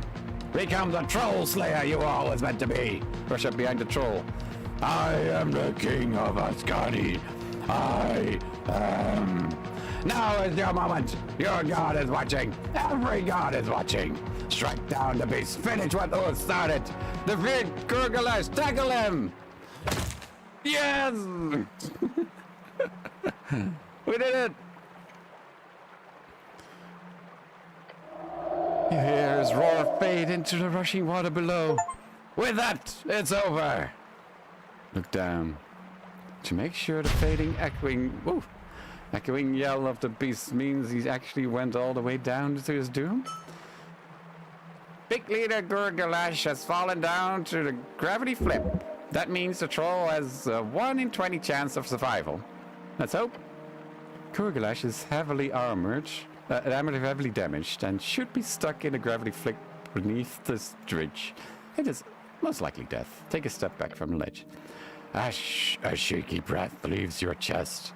I can't believe it. That wasn't just a regular troll either, was it? No, it was not. Ether cleans her bloodied blade with a singe of radiant light. On the ground, just off the ledge of the chasm, you see the only proof left behind by the beast. A tooth. It's called a tusk, actually. A troll king grabbed the tusk. A vestige of an earlier, more brutal era. Well done, both of you. I'm just happy I'm alive. Snell puts away his sling. Good fight. I did well. Take any hits, Snell? No, nothing. You and Ether tanked those hits all by your lonesomes. Speaking of which, how are you holding up? You took some pretty nasty blows. I'm okay. Cure wounds are 2, and I'm always back to normal. I know your healing magic's strong, but still. The goblin turns to Ether, who is floating near the edge. And what about you? I'm fine. You see traces on her armor from where the troll grabbed her before slamming her into the ground. This woman can handle anything, you're sure? You sure, Ether? I can heal you if you need it. She holds up a palm. No, do not waste your spell slots. I will recuperate. She swings her sword, clearing it of troll blood. An embarrassing mistake on my part to let him grab me. It has been many years since I fought against such a foe. You did great, Ether. Don't worry about it. I am not worrying, she says, sheathing her blade, but thank you. She floats closer to you. I am happy you did not die. Me too, about you. There are many eyes that move to Snell. Wonderful sling attack, Snell. Thanks. If neither of you require any more rest, I suggest we investigate the man in the cage. Go check out the cage by the pillar. Woo! That was epic as fuck. Okay, what tooth did I just get? Quickly regenerates HP over time. Ooh, pretty good. Pretty good, pretty good. I mean, you can equip that. Goddamn. Is there anything here? There's something there, but I can't reach that. Whew. God. That was intense voice acting. Troll's most expensive. What's this? Bottle of milk. -5 constitution. Huh.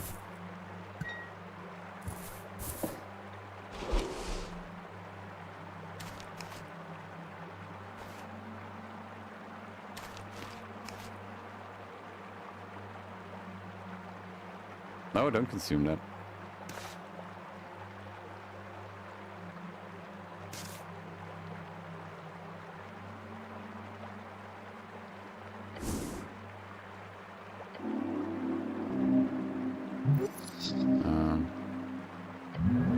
Whatever. Hello. Cage, you can open it. Okay, let's open it, I guess. As you approach the cage, you hear a faint voice inside. Frank, son of Frank. Won't you help me out here, good fella? Oh, won't you help me up here, good fella? On the grounds, you see a key. Hey, Troll dropped it.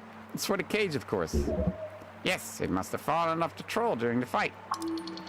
You can probably ask for some type of reward in a scenario like this. What do you know about the tea shop? Look, I'll be very happy to answer any questions you've got, but please... You hear him banging on the bars. I'll be much more talkative with my freedoms in order. Who are you? Currently, I'm but a man in need of a great savior. What do I get in return? Eternal gratitude and a lifelong friend. Sure, I'll take it. Great! I might currently just be a prisoner of war, or something like a kidnapping victim, but I have my coffers to summon. He said the magic words. Time to save the guy. Okay, open the cage. As it opens, you watch a well-dressed and surprisingly not so scuffed man step out. Ah, yes, this is the feeling. Prince Meriadoc Moonwatch. Moonwatch, the name of a high corporation in Thazan, reads one of the largest industrial conglomerates across the coast. Oh, he's rich. Freedom! The sweetest nectar of any band. Yeah, this guy, he's got style written all over him. That sure is a free strider. This must be Frank, son of Frank. Are you Frank, son of Frank? Oh, you must have picked up my alias at some point. The fancy free strider flashes you a series of pearly white teeth. Allow me to properly introduce myself. He bows deeply. Hola! Esian, salve! Amis, Sheikh, hello, and greetings. He bows forward in a deep performative motion. My name is Meriadoc Moonwatch, great merchant prince of reeds. Pleasure to make your acquaintance, and quite honestly, a much bigger pleasure to be rescued by you. He looks to the goblin and immediately holds out a hand, presenting his palm. You must be the local tribal member. Great to meet you. He looks at the hand for a bit too long. Oh, the goblin did not like the tone of that. Technically, yes. He shakes the human's hand. I'm Snell. Ha! Snell knows that's not a handshake. Love it. Ah, of course. Meriadoc says, returning a limp shake. Huh, yeah, you're not supposed to shake. That's a free strider thing. They just show their palms to people. Showing one's palm is quite the ironic visual for such a wealth-focused ideology. And you must be the city angel I've heard so much about. He bows his head before your celestial companion. Dzień dobry. Yes, to you too. Although I'll admit I've only picked up a few words of celestial during my travels in Divinitorum. A prince? Merchant prince. It's a plutocratic thing. So, a nobleman? Not by necessity, although technically I do carry some blue blood, but my influence is entirely derived from wealth, nothing else. He lifts his head even higher to proclaim a single question. And who might you be?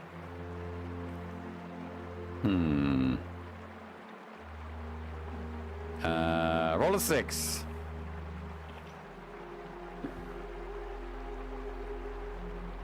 I'm the cleric. Okay, I'm going with that. The cleric? That's right. I'll be damned. The one and only, eh? Love it. He claps his hands together. You, my good fella, have just saved a top-ranking member of the Free Strider Revolution. So, now, let us get down to business. What can Son of Free Thazan help you with? Anything you need?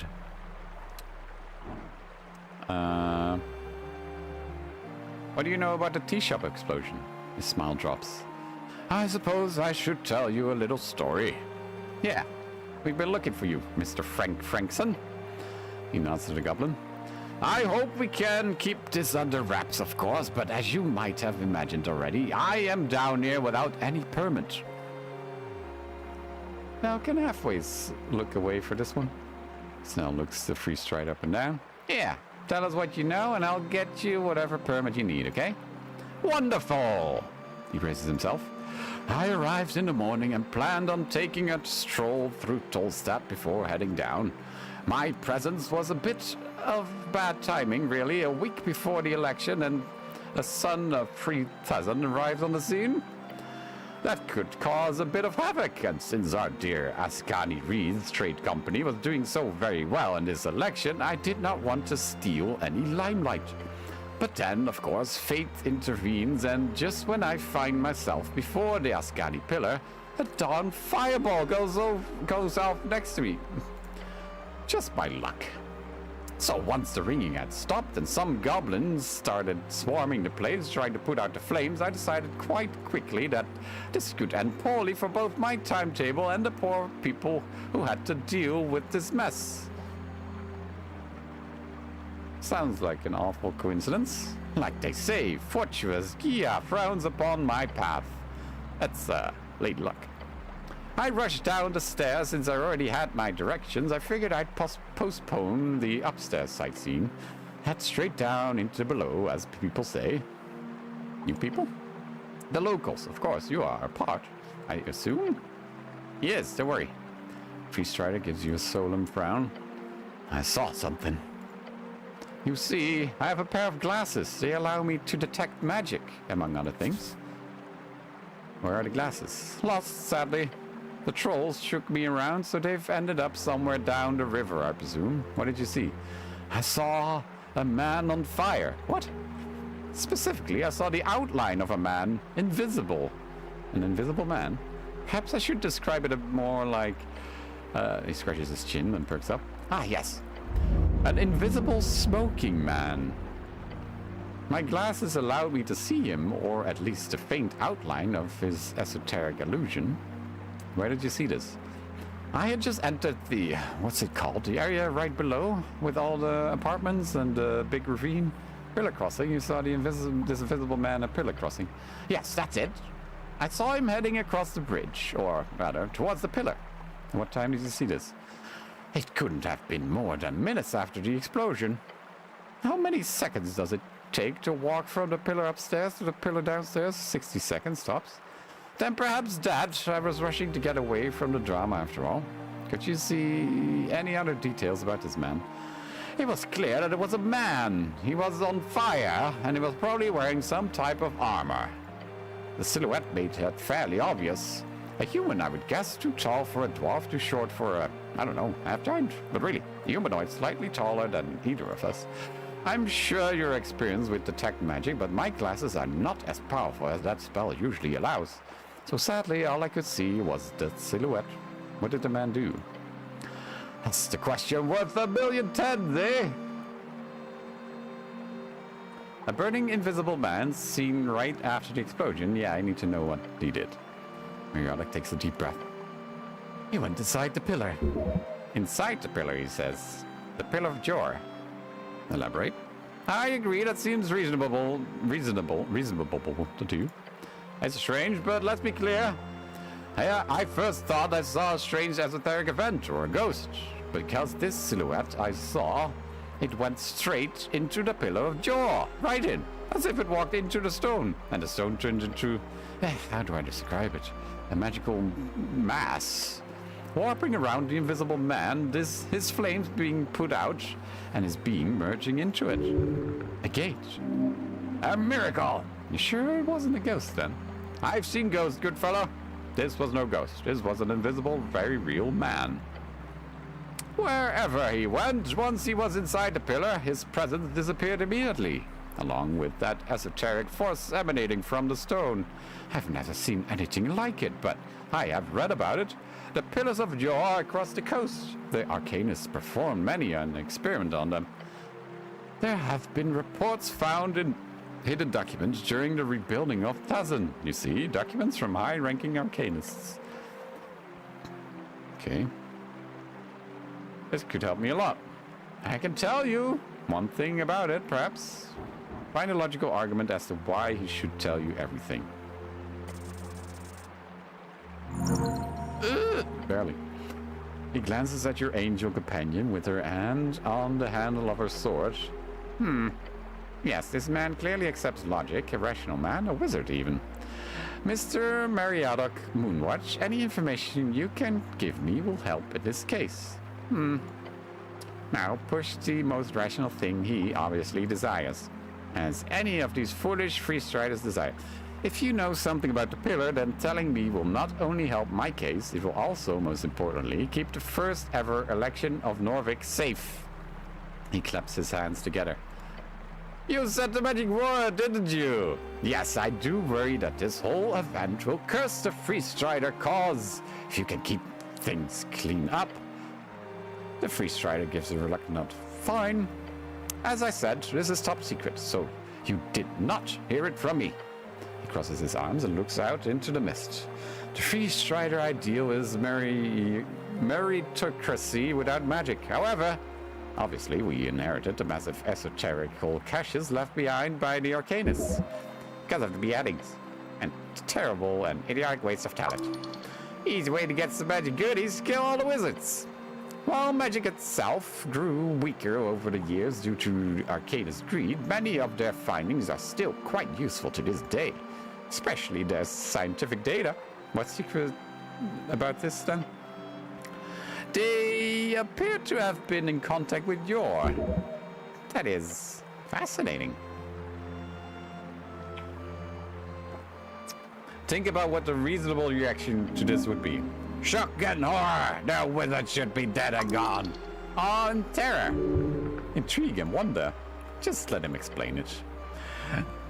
It's not exactly a conversation or anything. They've received esoteric messages, not unlike the ones recorded during the Gate era by, well, civilizations like the Snail folk who built all of these ruins around us. It was an omen, you might call it. What did he tell them? The freestrider taps his hand onto the pillar. Some strange codes, taught them some new spells. The last message we found written down by one of the arcanists of the Haggins Hags. It was an order to stop. Stop what? To stop opening the gates. He raises his chin. You see? Then he places a hand upon the pillar beside him. They found cracks in the gates. The gates of Jor leading to the outside. The places we all come from. They got out. Teams of Arcanists, back when they still wielded 9th, 10th, and then even 11th level spells, they could enter into the pillars just for short stints. Many did not return, but those who did described a void of souls, alien worlds beyond, far realms, aberrations, and paths within strings, whatever that means. Their work was cut short due to the coast wall, but they got in, my good fellow. Huh. And the invisible flaming man? He nods. I believe that invisible man, who most likely fled directly from the explosion, he too entered one of those cracks in the ancient gate, as unlikely and wondrous as that seems. If there is a rogue spellcaster capable of hiding inside the gate, then someone will have to apprehend him. Huh. How would you even deal with that? Like, do we follow him through the crack? Yes, no, we must follow him through the crack. Glare at the pillar. Mariota chuckles. Nervous chuckle. Good luck with that, I say. But unless you happen to know some ancient being, or gods forbid, still alive arcanist, then I'm afraid you're out of luck. We found no realistic way to replicate their attempts to enter the pillar. It's not like higher tier spells are exactly common, eh? What about a lich? He squints at you. What about it? I might be acquainted with one of those. Not sure I believe you, or maybe I just really hope you're lying. Look, liches come in all sizes. We had entire cities run by liches back in old Dimenor. Some of those arcanists who went inside the cracks and survived were liches. So yeah, if you happen to know a lich, sure. The lich might help you if they don't just consume your soul first. You are aware that they are quite literally life-sucking horrors, right? I'll be careful. Good, and good luck. You'll need it. What about an insane demi-lich? I suggest staying away from one of those, but really, even if you had one of your best if you had one as your best friend, it probably would not have the power to perform such magic. Could the Sphinx count as an ancient being? Oh, you speak of Gino Sphinx upstairs. She's quite a celebrity. Hell, if you could get her on your side, then why not? I do know some Freeze Strider researchers attempted to get on the good side of a Sphinx in one of the lairs near Ep5, but that didn't exactly enter well. Yes, I'll find a way. That's it. I'm afraid. I'm afraid. I'm happy to be of service. Looking very worried for your safety. Your goblin companion who stands quiet next to you as you discuss the methods of interplanar travel raises his hand. Just be clear. We're talking about teleportation, like magical transportation. Not slowly. Snell side-eyes the grinning Freeze Strider before leaning in with a scowl. Look, I'm speaking on behalf of Lady Sageleaf when I say this. He takes you aside, a few steps away from Mariotic. The halfways want this handled, no matter the obstacle. Why does Sageleaf really want this so badly? The goblin thinks about it, letting his eyes land upon the pillar. Then he tells you, if we don't get something tangible, like for example this rogue spellcaster, then the halfways will be in real shitty situation. What, is Sageleaf losing power? Nah, she's got that in the bag. Economically speaking, the city is fucking us all the time. Sorry to break it, but your bosses don't really make it easy for us. I'm listening. If the city manages to get their way on this whole fireplace failure narrative, along with all of these damn zoning disputes, legally we're looking to get completely screwed. Lots of tenants that we have to house without any permits for the apartments they occupy. Hundreds of buildings across Tolset, commerce, living space, even some governmental locales. Whoa. If we don't get something tangible, or at the very least some type of leverage on your dear Magistrate Darrow, then let's out an exasperated sigh. I have to do anything I can to stop that from happening. The old lady puts her trust in me to handle it. Even if it means traveling into the beyond? Yes, even then. Turn back to Mariotic. We have decided to go into the Pill of Jor. Oh, how lovely! I hope you survive. If you do, I'll be sure to write a piece about it. Convince him to pay you lots of crowns. Oh, natural fucking 20. Ah, yes! You know how. How to get him to give me money. Yeah. Just be quick and decisive and maybe weigh in on the fact you just saved his life. Sorry, did you say something?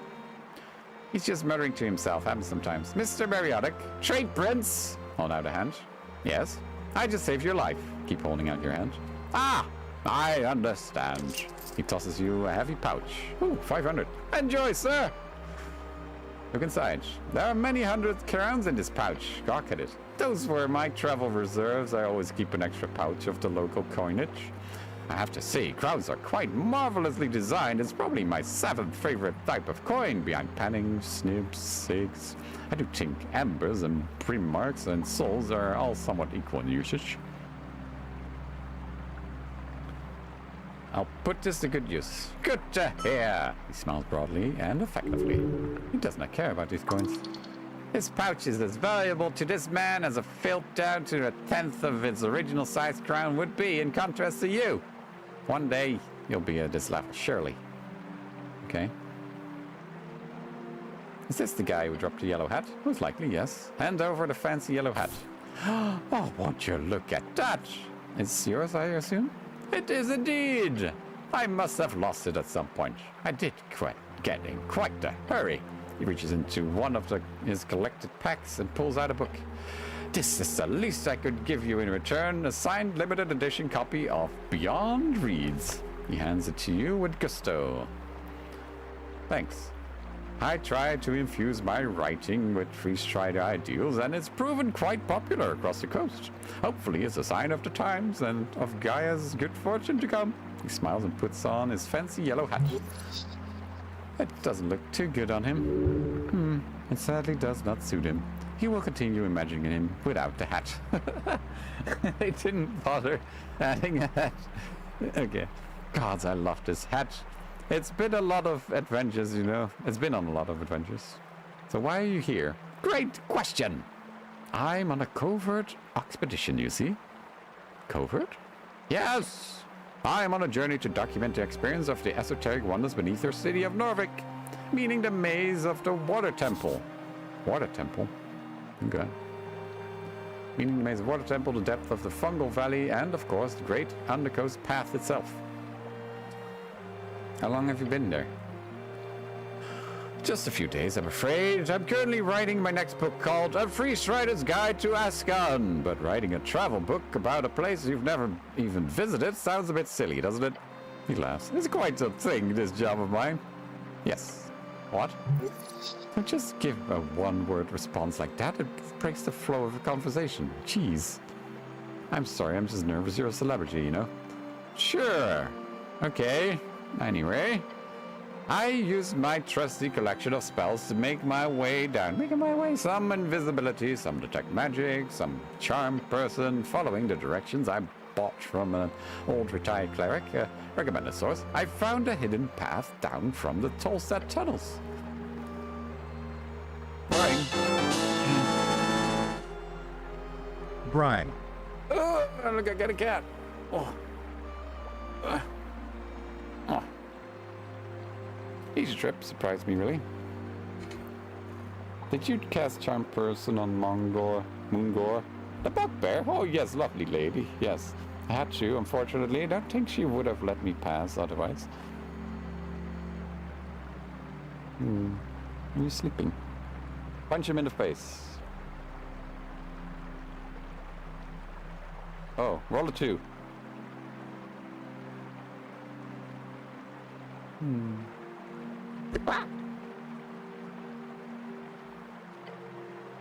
Make it quite the sucker of a punch. You swing your fist directly into the face of the Freeze Rider. Let's have a confused groan. What in the name of every bloody fucking ballsack? There, I've got an idea. Why don't you go fuck yourself, Charlie?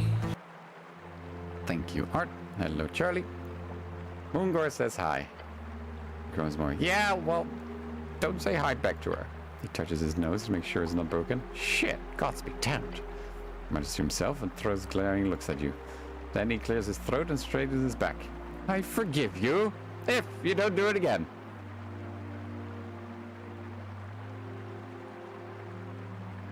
Roll a 3.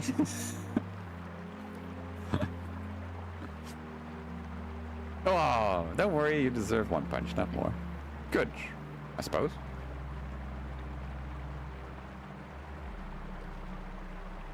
Tell him about this old retired cleric. Of course, a fellow named Boris. He lives with a monkey. What? A gorilla, to be precise. An ape, I suppose. His roommate.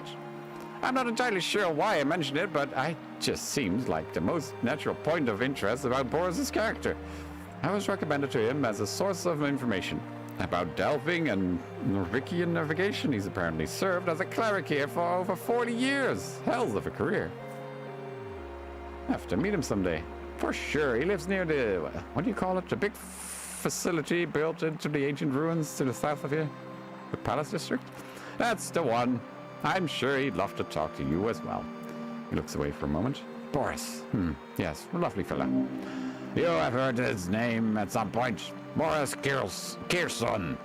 Never met the fella, but among the ranks he's not exactly highly esteemed. Probably one of those retired clerics doing side work for the pest control guild that pays. But man, you gotta meet this guy someday. Like, oh, that's the wrong accent. Like, a monkey roommate? What the hell? You know a fair amount of spells? He stretches a bit, looking uncomfortable. It's not something I'd like to advertise, but yes, I've been trained since I was a lad. As you might imagine, the horrors of magocracy make magic a less than desirable skill among free city leaders of all kinds. And then the troll, he groans and rubs his eyes. I really should have been more careful, but once I'd reached this far down, I figured there wouldn't be any trouble if I just rested a bit under one of those mushrooms. Mostly to regain my spell slots. And, well, there's not much to say. I was thrown into a cage, interrogated a bit by a brutish troll. I spent my remaining spell slots on him, but nothing seemed to work. Did you manage to talk with the troll? Sure. If by talk you mean him screaming at me and threatening to eat me for a fair bit of time, lovely experience. It'll go straight into the book. The last vestige of Ascari British past. Yes, that'll work. So no useful information. Well, the brute did mention how much he hated Earth. Sounded like he was one of the few who survived your dear god's cleansing during the city's founding. He also spoke about rebuilding the tribe, but I'm not sure what that even means. So, good riddance, I say. Such a beast has no place in civilized society compared to the half-giants of Forgeni. I do not see much potential in trolls. He glances towards your goblin companion. Goblins, for example, are more or less stellar examples of this democratization of tribal cultures, if you pardon the expression. Snell looks tired. Happy to be a stellar example for you and your ideology. Either way, he's gone now. Hopefully. The way he fell down into the deeper reaches of the gravity flip should suggest a gruesome death. But don't take anything like that for granted. What makes these parts so wondrous and horrific both is the esoterically unstable nature of these strings. You never know what you'll get. Okay. Well, that's all. I think I'll pick myself up here for a bit. I think that bastard troll tossed some of my belongings down the riverbed. Hopefully I'll be able to recover some of it, but either way, thank you again, good fella. You've performed an amazing service for me and the entire revolution, if you believe some of my fans. He presents his palm to you. I owe you a great deal. If we ever cross paths again, I'll be sure to repay you. Don't shake his hand, you look like a fool. Yeah, don't shake. Present your palm. The free strider shows you his palm in an open gesture. Well then, if you need anything, I'll still be here for a little bit. But good luck out there. And if I have time, let us speak again on election day. I'll be sure to hang around Tolset when it's time. All right, goodbye. Okay, I think there was another... Can I steal from him?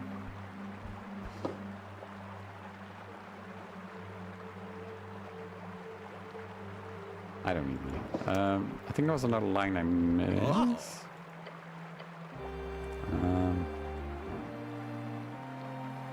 No, there's nothing interesting. Okay.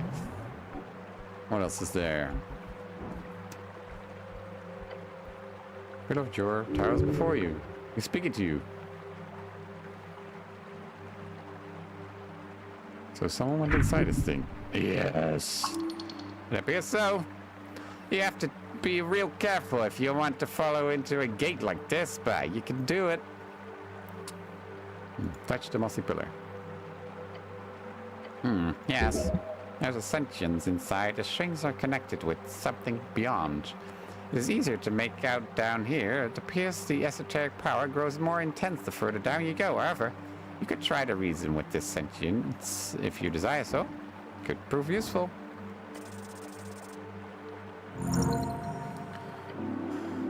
Now, with the pillars so far beneath your dear decaying city, the voices are loud. You know damn well what they are. Only a fool would ignore it. The unreasonable assessment of death.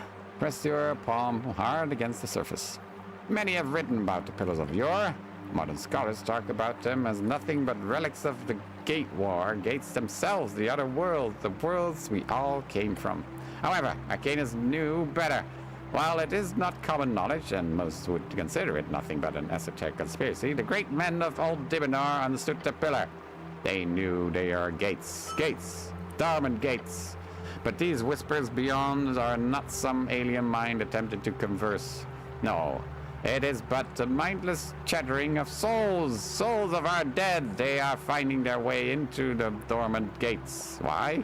You cannot tell. But that is what these screams are. The yelling of the dead. How horrific. Yes. Yes, it is. But this is as far as you go. You understand little about this esoteric relic of the Gate era, except the souls. You feel the dead inside. Oh, yeah, something to analyze at a later date. For now, having discovered these many levels of pillars, you feel confident in traversing the paths between them. You have unlocked fast travel between the levels of pillars of yore. Huh.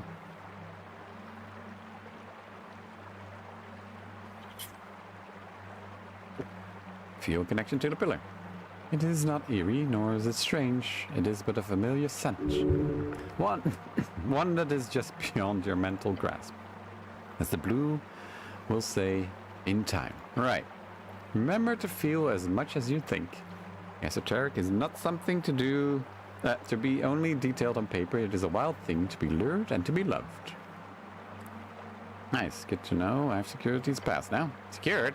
For the moment, yes. Remember, any part of the city below which is not continuously inhabited and tamed will eventually be reclaimed. Claimed and scattered. Hmm. Leave them alone. Oh my god, I can travel.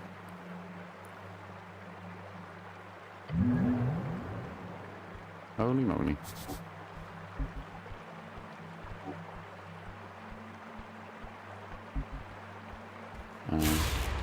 Should I do thaumaturgy? Is there anything religious here? I feel like druidcraft is more useful here. Your stomach churns. Wait, why? What do you mean?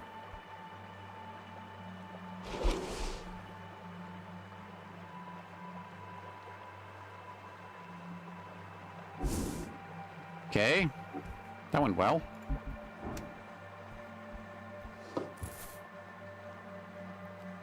Lingonberries.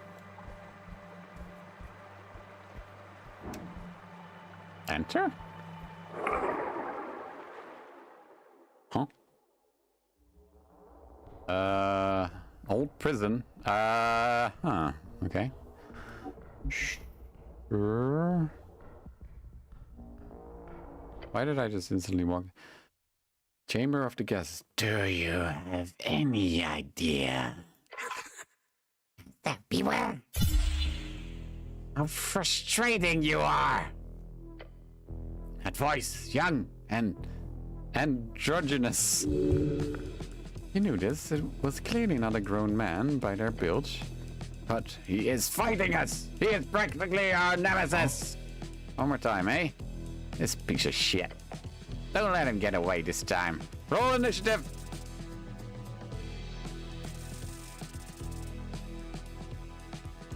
Ooh, let's go. Your muscles are tense already and you're ready to strike. You face the assassin.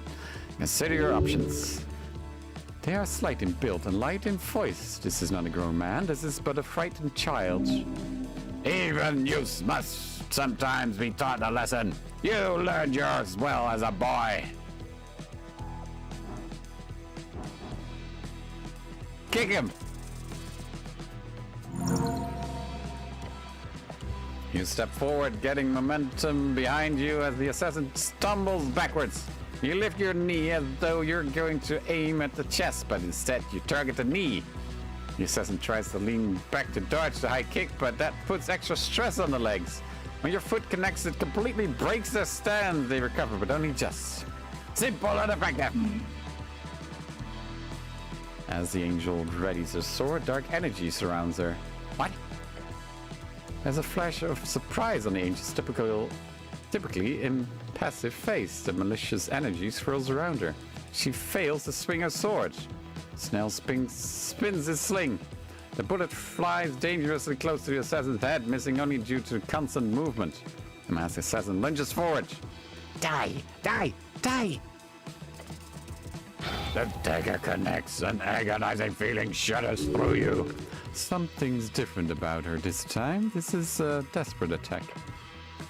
This is serious. Some sort of squirming shadow has already started forming around the assassin. The shadow's form begin to writhe and spit out tentacles. They are placed such that you can't make it to the assassin before you deal with them. Smart. What do you do to deal with them? Dodge. Stop thinking and let your body take over. As the tentacles form their full malicious size, you begin dipping and dodging behind each and every strike. They can't touch you. You've got them completely figured out. Things are deteriorating. Look, you can't hold back. You have to deal with this issue. Hector grabs a sword and gets ready to swing. I feel like, why do I have the option to stop? Angel has side of telepathic stop. Very well. The assassin notices, stopping briefly, then shakes it off. The goblin whips the stone at the assassin and hits him right in the face. The mask is knocked to the side and his eyes narrow. You catch a glimpse of the assassin's face at the same time Snell does. It looks like it belongs to a teenage girl. You are a kid. The hell's you doing, kid?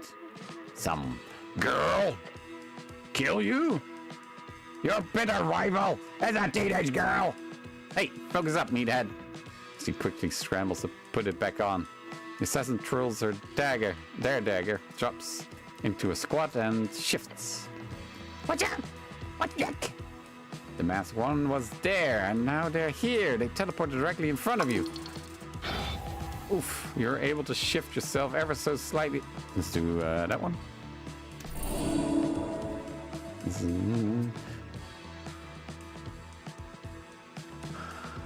You're able to shift yourself ever so slightly away from the plunging dagger, but it still sinks deeply in your shoulder. Shit!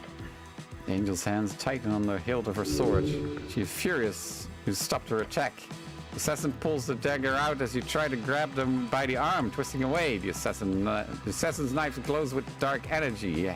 Heavy smoke spills from its edge and drifts as though suctioned into the mask. Smoke clears, the mask firmly planted on her face, glowing faintly. Zelda, curse, carpa, mid. The assassin's eyes turn black as the shadowy tentacles begin to rise once again. There is no other recourse. It's time to finish this. One last time. You will finish this. Strike true. Okay, why did I have the option to stop the sword? I'm confused. You thump through demonic tendrils, charging like an enraged gullbear. Up to the hapless assassin. Gullbear, feathered yet land-bound monstrosity native to Ascani, lives upon the coast and is famous for its many attacks upon travelers on Norwegian roads. Your gauntlet, meaning her face. The assassin wobbles and bends. One final jab. You punch again, and that is that. You would feel bad about punching a teenage girl if she hasn't tried to kill you so many times. You may still feel bad about it. That's okay.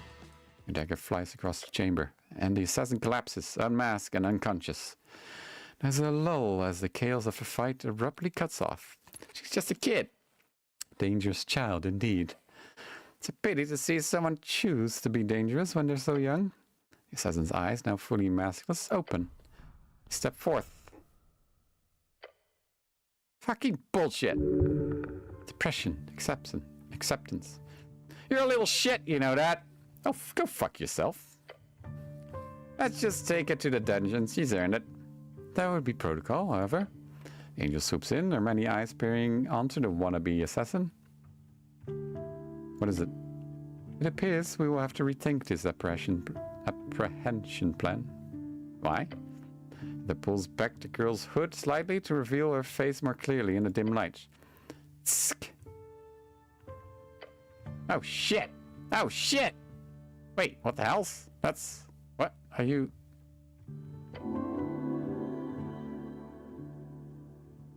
If you tell my dad about this, I'm going to actually kill you. The girl scowls. Oh, the magistrate is not going to like this. Ha! This is hilarious. So that's what teenage girls do these days when they want to act out. They sign eldritch contracts and stab clerics. How terrible. You feel for anyone forced to be born into such a high-class family.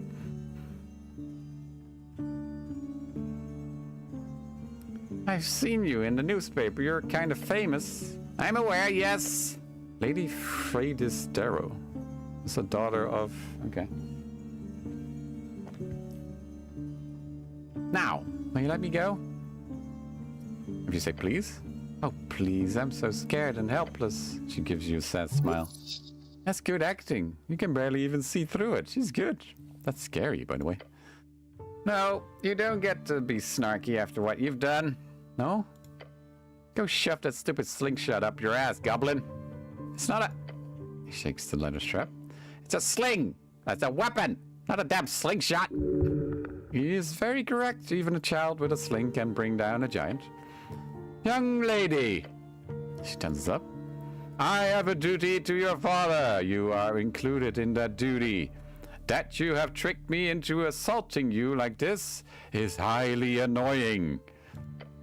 Her normally monotone telepathic voice is instead shut out into all your minds like a rumbling volcano. You are going to immediately take Fadus laughs. What are you gonna do if I don't? Kill me? Your angelic companion lets out a strange wobbling noise. She's furious. So she can get mad. Lovely. Let's put it like this. I'm gonna walk out of here, and you're not gonna mention a single word about this to my dad. In return, I'll stop trying to kill you, okay?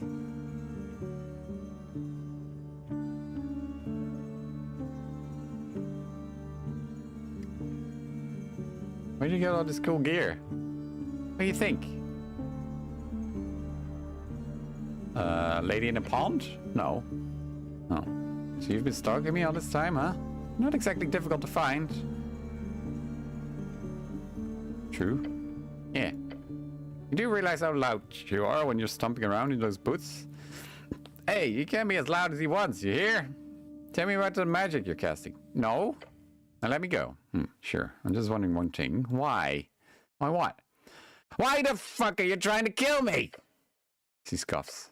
The girl glances at the mask on the ground beside her. Snow kicks it away. No, answer him. Fuck it. I guess it doesn't matter anymore. I signed up for this stupid fucking deal, okay? Whose deal? I needed easy spell slots. You wanted an extra pair of eyes. Win-win. But then he started asking for these night outings and reconnaissance missions. Then he tells me to push some dumbass cleric into the river. I don't like killing people, but sure, totally worth it. Oh. But then you come back, you asshole. And whatever I do, you just keep fucking. As she speaks, the mask next to Snell begins to glow. Get down! Oh. What just happened? Damn it. You know what happened? Esoteric bullshit! Just look at her. You happy now? I just broke my damn contract because of you. That is a blessing, young lady. She lets out a loud groan. I'm a warlock. I was. I had a whole thing worked out with Mr. Toilet Worm. Mr. What now? Ugh, whatever. I don't care anymore. This deal was ass. And I didn't want to do it anymore anyway. So there. I'm actually perfectly fine with my awesome mask being turned to dust. It's fine, really. She does not sound very fine with it. This isn't even coping. This is just complete freak out. She gets up and drops her cloak. I'm going to leave now. And Ether, you don't say a word about this to Dad. Do you believe for a moment I care for any of your puny commands? Oh, God, puny commands? Do whatever you want then. Like, I'm actually going now. Should I just let her go? She has lost her patron. This does not mean she loses her powers entirely, even if they were channeled through that mask. But since she clearly has no reason to continue in her misguided attempt at killing you, you might as well let her go. Less trouble that way. Daryl will be pissed either way, but he'll be less pissed if you don't make a big scene out of it. She must be apprehended. However, it might be best to let her father do that. You should speak with him later, once you finish your quest. Let it go. A young girl gets caught up in trouble. Best you can do is cut her some slack. She will surely learn from her mistakes. There is darkness in her heart. You do not wish to remain near her for long. Roll 2. What time is it, actually? Almost 12.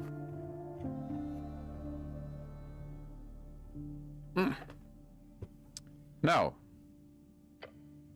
I'm not asking for permission, you dumb fuck. In a poof of smoke, she disappears. Oh, well, that didn't do much. Misty Step. No need to pursue, cleric. This will be handled at a later date, I assure you. The goblin lets out a series of stilted laughs. Fucking hell's a teenage girl? And your boss's daughter? That's actually funny, you have to admit. Yeah, it's ridiculous. Oh well. Let's go see if Mr. Toilet Worm is hiding in any of these tunnels. I suggest caution. There will surely be more dangerous things in this cursed place. Make agree. You hear your scarf mutter, then shiver. That thing here, deeper. In the grand hall around you, the one so filled with the sound of clashing blades, now grows eerily quiet. You see two paths, each leading into darkness. Time to see what's down here. Okay. Ooh, dagger. +4 dexterity. Advantage against lawful creatures. Unluck blade. Okay, well, if I ever need dexterity, that's good to have. Can I go back? Because I'm pretty sure there was something behind the tunnel and I didn't check properly. Also, eat apple.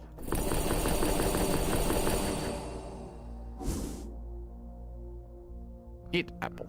Man, making good progress today.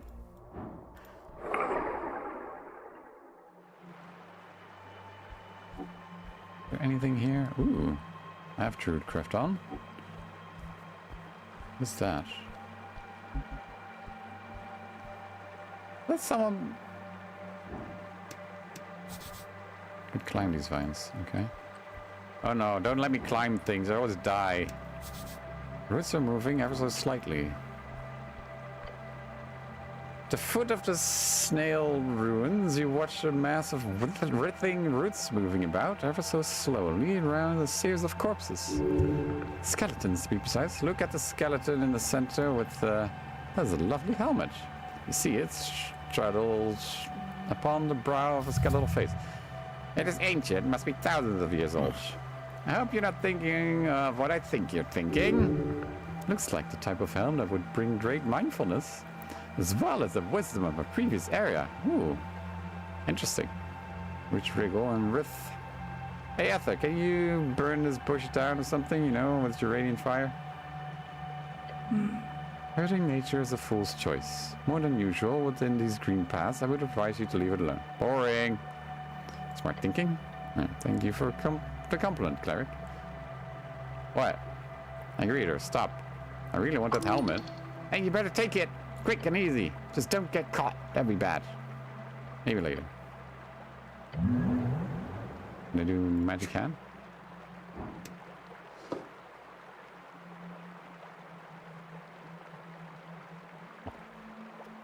That's not even a good helmet.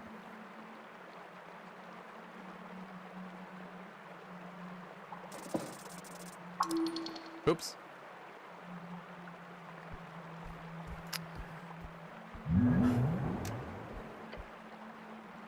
Stare up at the wall of the ruin. Thick rubbery vines drape over the ancient spiraling concrete. It is a vertical ascent of roughly 20 feet. So, now you climb. The vines are slick with fungal humidity. It's going to be slippery, it's going to be rough. pt5. Cast Druidcraft. You weave the primal strings to bring the vines more closely together. Nice. This should make things simpler. Oh. Well, that didn't do anything. Oh my god, thank fuck. Grab the vines, testing the weight. Light as a feather. You avoid the slick spots where the ancient resin has pooled.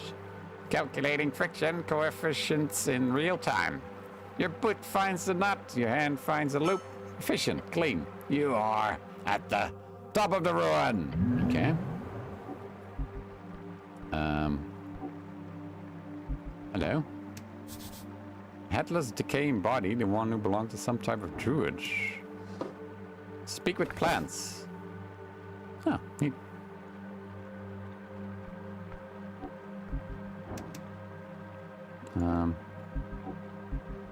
Oh.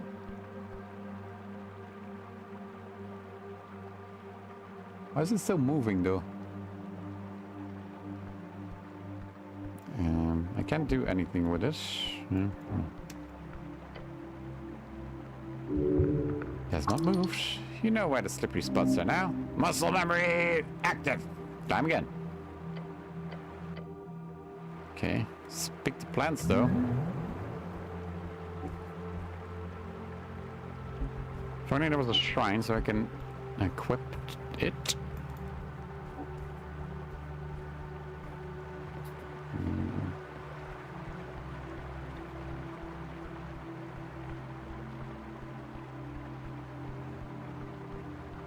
Oh, planet. Great dragon roasting some snails.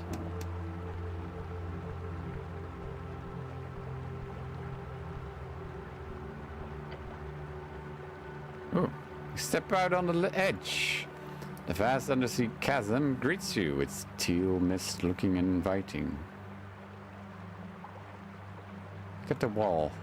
On it, you see a colorful depiction of a battle. Snails versus a dragon.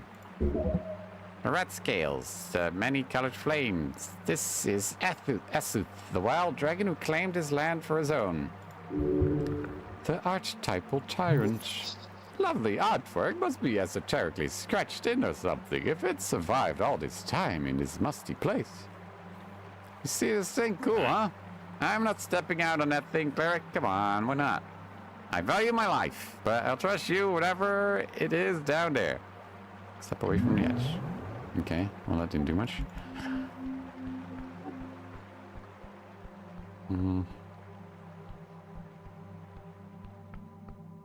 Is there a shrine here?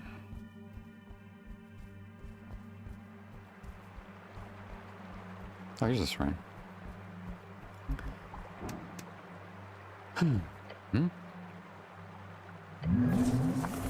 Okay. Comprehend languages, cure wounds, detect secrets, speak with animals, turn undead. Wait, talk to plants is a...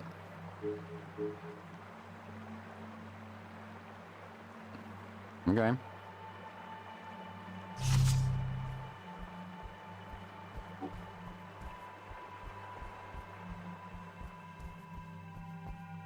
Third level. Interesting.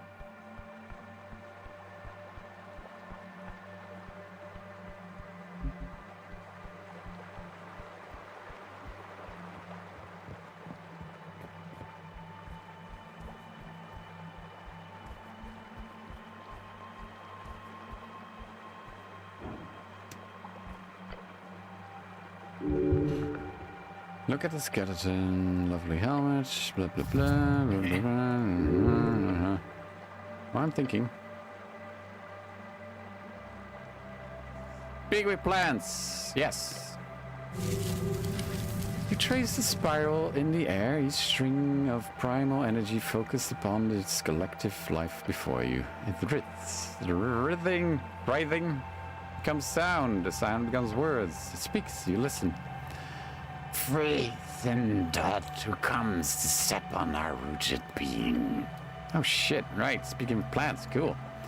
I'll let you do the talking though, Mr. Druid. Roll of 5.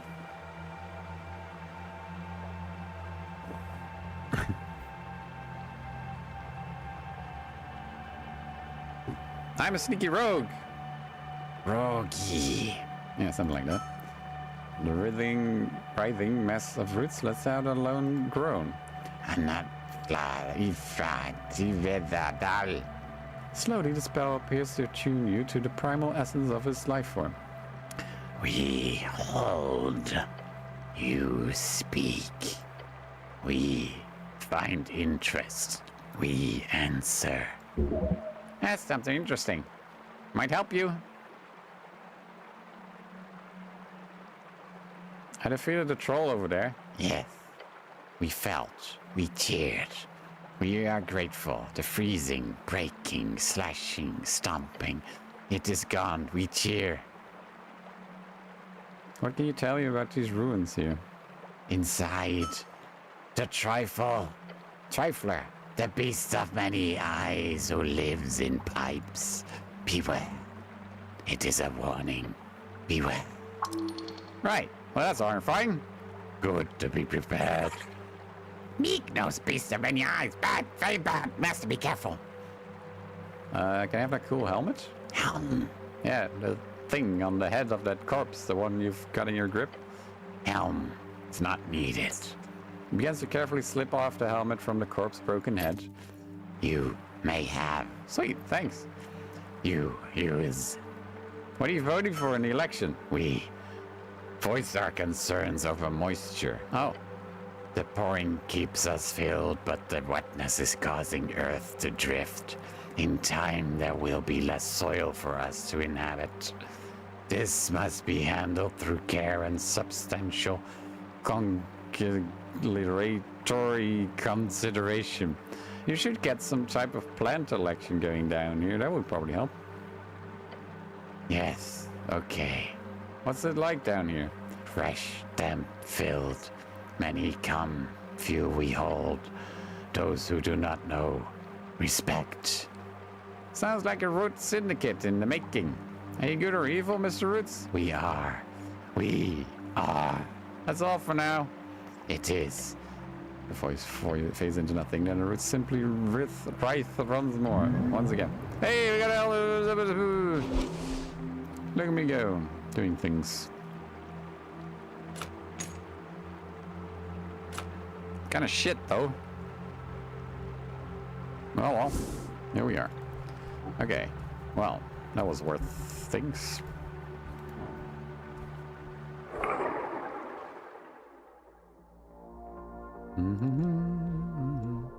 Here's some thaumaturgy. What is this? Okay, where to go? Oh, that looks like traps. Oh, that did something. Oh! It did something. Hold up.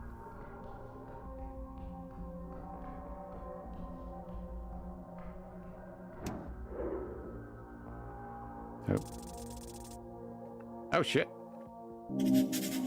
When an angel falls, he ceases to exist. He is transformed. This creature does not seek redemption or emancipation. She seeks purpose.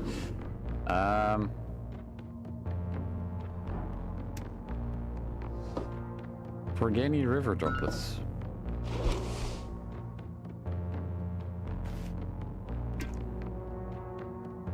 Strength increase. Wait, why do I not? Hey, what? What is this? I can have 2 weapons?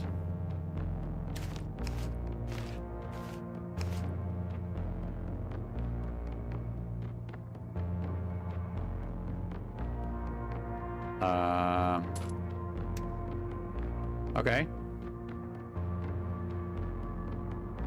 Constitution intelligence would be nice. I don't have that. Wisdom. Okay, cool. Okay, there's gotta be traps here, right? Okay. We use the arrows.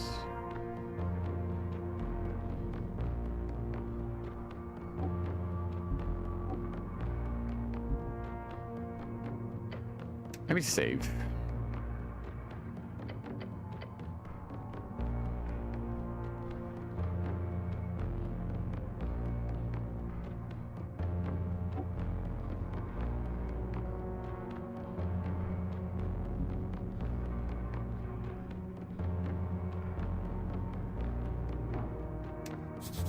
Snail door that seems eerie.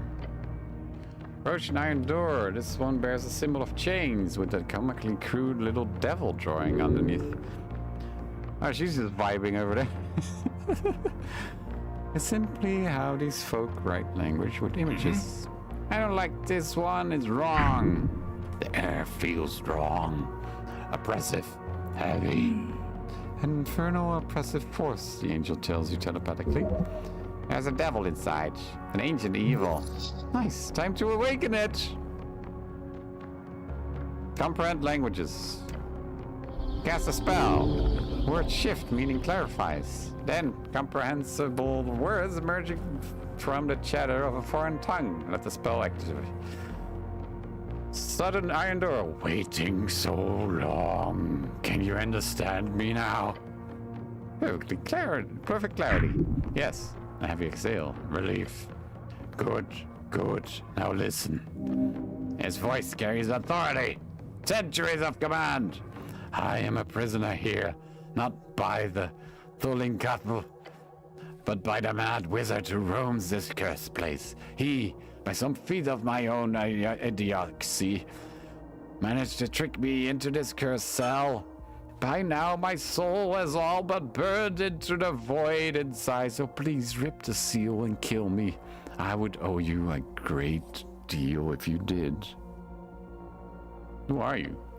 I am... pauses. A soldier. He's hiding something. Oh, fucking hell. Okay. Just go for leverage. Leverage? Yeah. Move. Hey, so I want to make sure who you are before I let you out. If you're someone interesting, I might be more likely to rip the seal. The voice is silent for a while until it eventually lets out a groan. Fine. I can sense your intrigue. I will tell you, but it's not as interesting as you could imagine. I am Lesionas, a pike holder, and as akin to a sergeant in your terms. I was in Gorgorian's initial invasion. Initial invasion? Of Jor, yes. I fought throughout each of the invasions, or as you call it, the Gate War, and I never fell. Through hundreds of years of constant battle, I lived through his fall. His generals all have been ruined or destroyed over the millennia. If you believe the Blood City Council, however, I lived. I lived through it all, and now I'm here, stuck in this foul, damned, quite annoying Iron Gate. Entirely due to my own fault. That mad wizard and the trove? Indeed. Since the Ghost War ended that messy brawl, I have been following rumors of various artifacts stolen by your human arcanists. Those artifacts were hidden, scattered, sometimes handed down to these free striders, sometimes buried in hidden troves. One such trove is rumored to be found in the ruins of Tulinkafel, where your city of Norvik now stands, so I snuck in from the earth to find my contact, this Haggins. A mistake, of course, but my hubris caused me to underestimate this little man that, along with some unluck on my part, caused me to get stuck here. For now, I would be happy to lose my physical body and be reborn in Blood Bay City. Please rip the seal. If we ever meet again, I promise I am in your debt, human. Helping a devil is not always a bad idea, even if they are naturally evil. I don't see why not. He doesn't seem that worse than your average top rank on this part of the coast. Okay. Oh? Will you kill me, human? His voice is calm, patient. A soldier waiting for orders. Yes. Yeah, break the seal. Fuck it. Thank you. The gratitude is actually genuine. What a lovely guy. Break the seal. Set me free. Rip it. You grab the paper. It tears easily. Too easily. Seal shatters. Not flame, not smoke. It's spirit. It rushes past you. Into your mind. Don't let it in. Shield your mind. Spirit passes. You feel it brush against your soul. But it doesn't take hold. Your will is too strong. Wonderful. Thank you, human. Then you hear a faint cackling laugh. A whisper, fading into nothing. Well, that's fucking ominous. Let it fade. The door now stands cold, empty.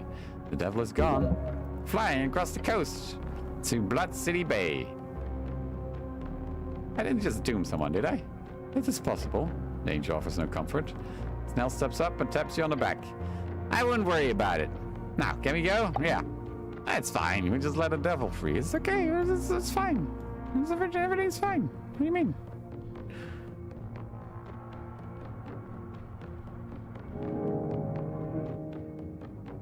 Oh, we completed the thing. Take root.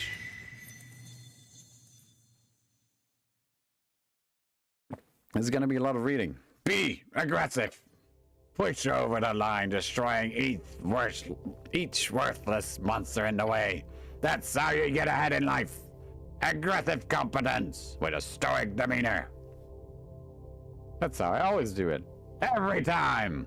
As the adrenaline wears off, as the world comes back into perfect regular clarity of such a deeply euphoric fight, you're standing here realizing you are on top.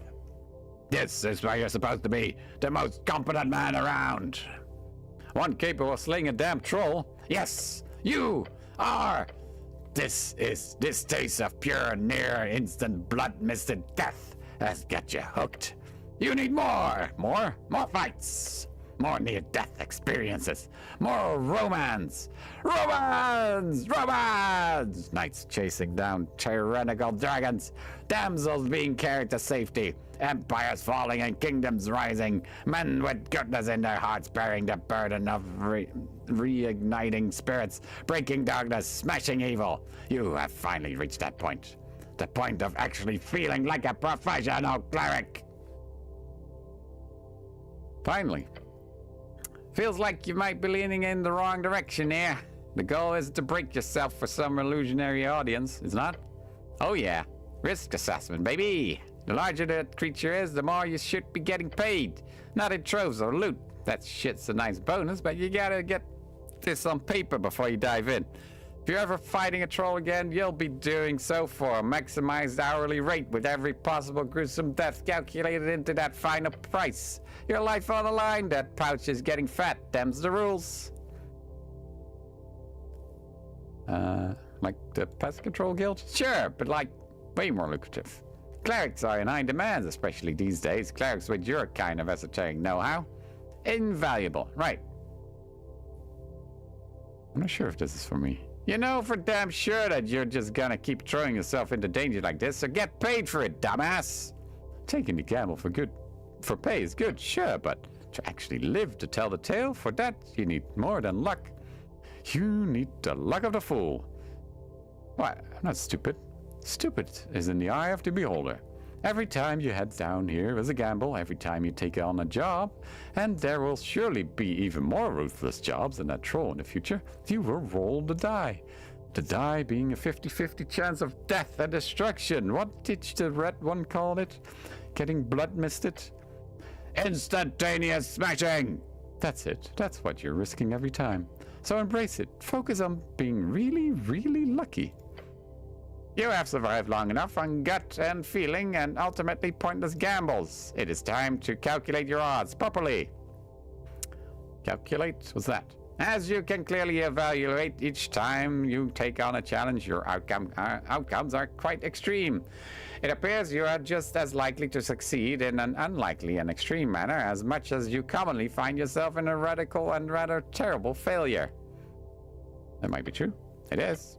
Even by recognizing your personal skill level involved in any particular task, the overwhelming power of chance is evidently your clearest ally. This is bad.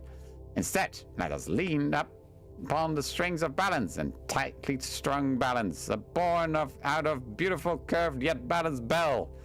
A bell curve? Yes. If you before had an equal chance of each outcome, which is quite volatile, this would instead allow you to take control of the outcome, aligning each attempt around the center, the average. This would reliably increase your odds at succeeding at tasks you are equipped to handle, while dramatically decreasing your failure rate at those you are not. Understand what this means? Obviously, it's quite rudimentary. Of course, this would impact both you and your opponents. Your strings are universal, after all. Okay.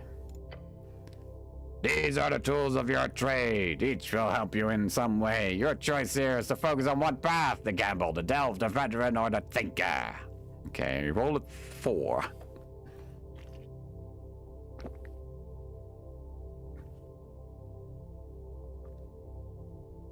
A 2. Dungeoneering reflexes. Time to make a proper living. Thus it goes. Guess I'm a troll killer now. Okay, what did I just gain? Whenever you roll a 10 or below, add an extra proficiency to the roll. Oh. That's not bad.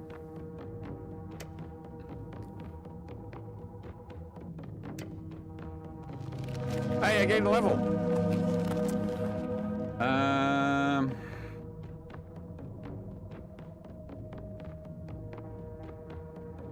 Roll a 6.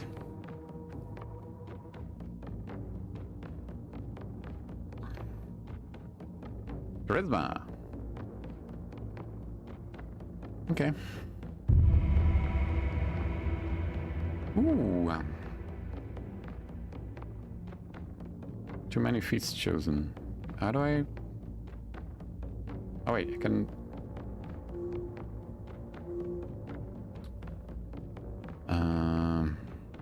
No, that one's good. Visions, advantage on... Oh wait, there's another thing I fucking did. Holy shit. Esoteric Ebb. Oh, I kinda need to pee. Oh, this is gonna be a lot of talking again. Delve deep, sought far, see within, watch without. The pillar of Jor, an ancient bulwark, its gate rising beyond. Yeah, I got pretty deep down to figure this thing out. Yes, it continues far, far below, each step of the way making it clear to you how little they matter, these vestiges of the maker of your world. They are but esoteric rock which sits until something changes. This isn't making things much clearer, to be honest. That's okay. Remember the words, the ones written upon the soft tissue at the back of your head. Feel the esoteric, sway it. To tame it in hubris and pride will always result in tragedy. A full stop. You are a genius at work. This investigation has led one step closer to the illustrious title you seek. String Master. No. This magic must be wielded in attunement with the divine, nothing else. Listen to the voice of God. It shan't lead you astray. That's not the voice you heard, buddy. That was, if anything, a potential patron. Which is, of course, way more exciting. Okay, so I'm sensing some different paths here. Yes, 3 of them. You do not know where they shall lead, but you may consider each. Okay, I'm ready to make it, okay, roll a 3. Yes, you know it. Come on.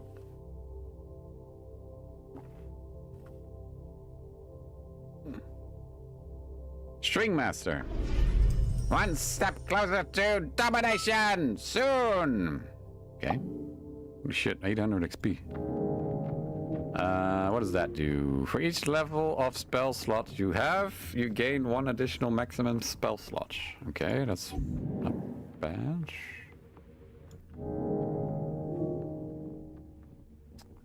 Okay, let's forgo this one. Advantage on initiative rolls, not important. This one's not that important. Okay, choose. And whenever you roll 10 or below, add an extra proficiency. Yeah. There we go.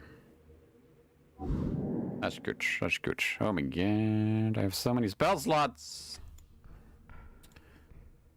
Stop vibrating, lady. Wait. Hold up. I didn't examine this. You approach the iron door. On it, paper carrying a symbol. It looks like a flame. Heat, radiation. Is it just me, or is that door a bit hot? The air almost shimmers. An elemental. Angel sends you a message. Your goblin companion takes a step away from it. Faint sound like a whisper in the tunnel. Mortal! Huh? That's me. Hello. I wish for you to know my peril. I am Galbatar, the one of the pearled flame. I have been trapped here for many eras. As the top Afriti of the Crimson Court, I would go to heavens and hells to serve you, if you only destroy the seal which holds me here. Use empty Afriti bottle on the door. You pull out a colorful bottle. Empty, waiting. Huh? An Afriti bottle, ancient containment, currently empty. The door begins to shake. The voice panics.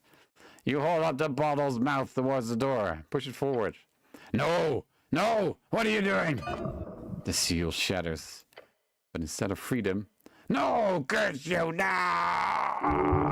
The Afriti is pulled esoterically from sealed vessel to sealed vessel, ending up in the bottle. Screaming, raging, helpless. The bottle grows hot in your hands. Then quiet. The door is cold, empty. Right. So that's what that thing was. An even smaller prison. Brutal. The bottle weighs heavy. You can feel it seething inside. 1,000 years of fury. Hey! I didn't even talk to him. I just put him in a bottle. There we go. Shake the bottle. Don't! Muffled screams from inside. How horrifying. So I've got a genie in a bottle now? Lean in to listen. I am quite mad at you, but yes, you've got me, the bottle says in a teeny tiny voice. Alas, I will be stuck here for another decade, which is numerically better than another millennium in a snail prison. Okay, so when do I get my wishes? Ha! You wish. I'm gonna sit here for 10 years, then the next person to rub is gonna get me as a great advisor and servant for a bit. Then I'm heading straight back to Ukul. Now, if you excuse me, I'm gonna take a nap. Wake me up if you still own me next decade. Voice goes silent. Cool. Wasn't as bad as I assumed, considering the flames. It appears you have received an even greater magic item now. Well handled. Now can we leave? Alright, cool, cool. Hey, we got a genie in a bottle. What does it do? Advantage. Hey, neat.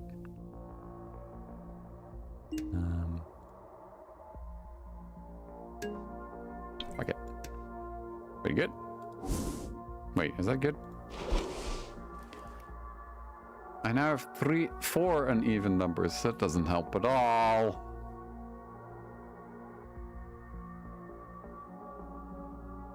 Yeah, this doesn't help me at all. It doesn't gain any... Okay.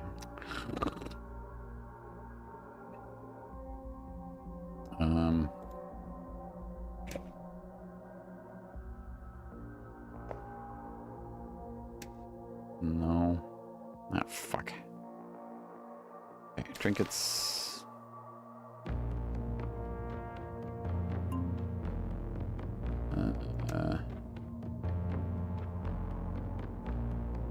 No.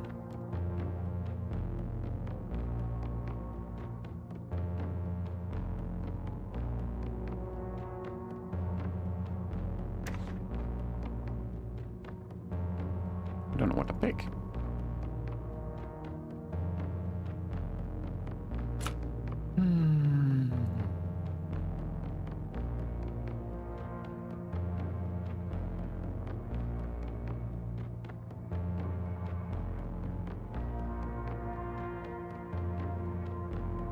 Yeah, this doesn't do anything. I guess strength would help me. +6 strength. Let's fucking go. Alright, cool. Going pretty well, if I say so myself.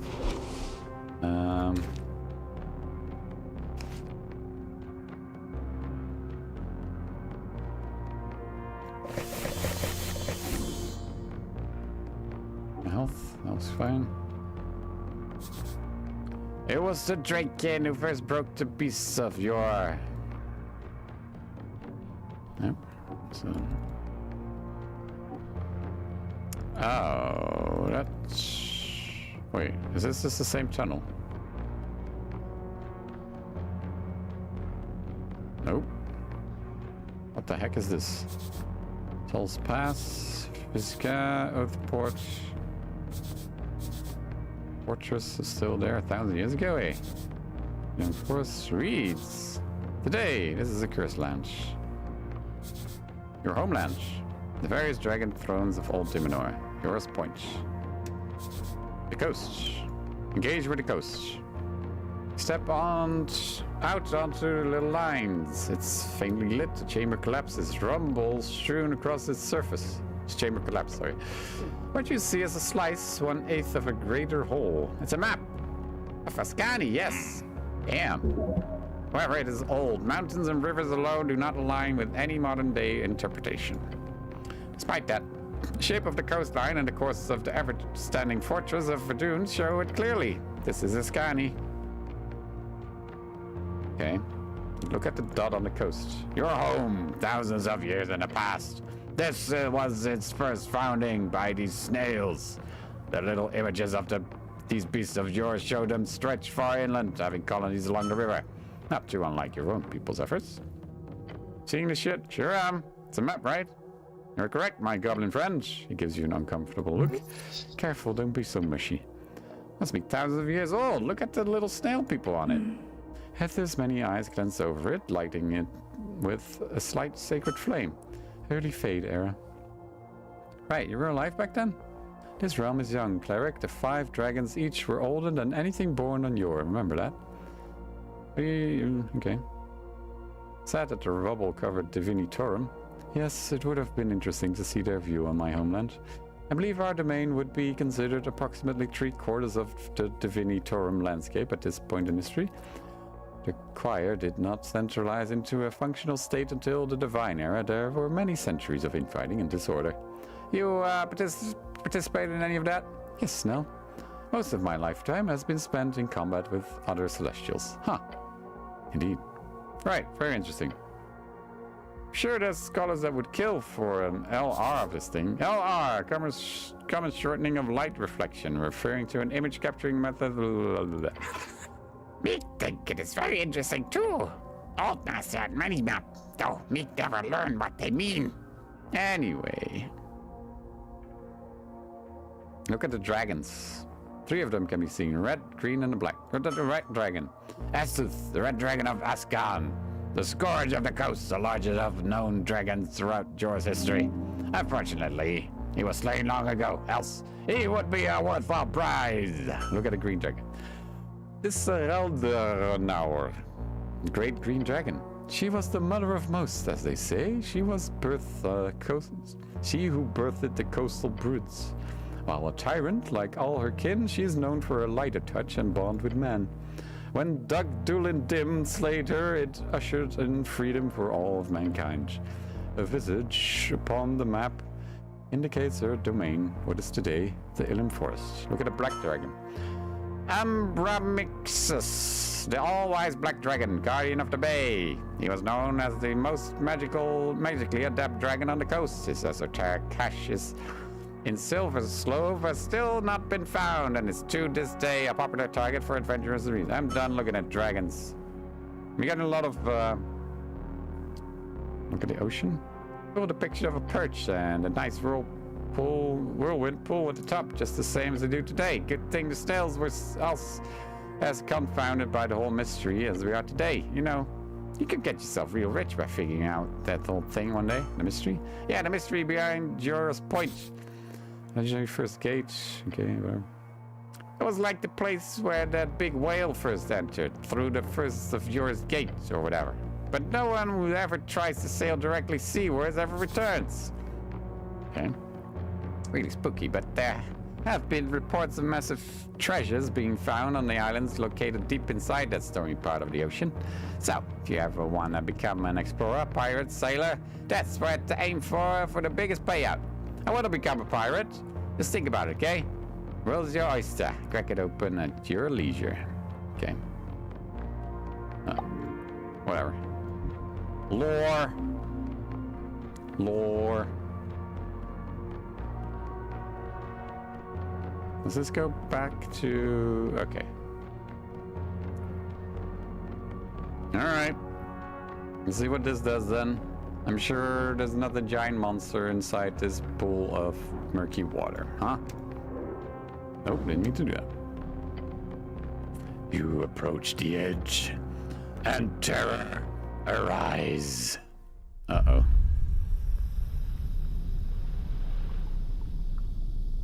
Is it the worm? Oh shit. Kraken?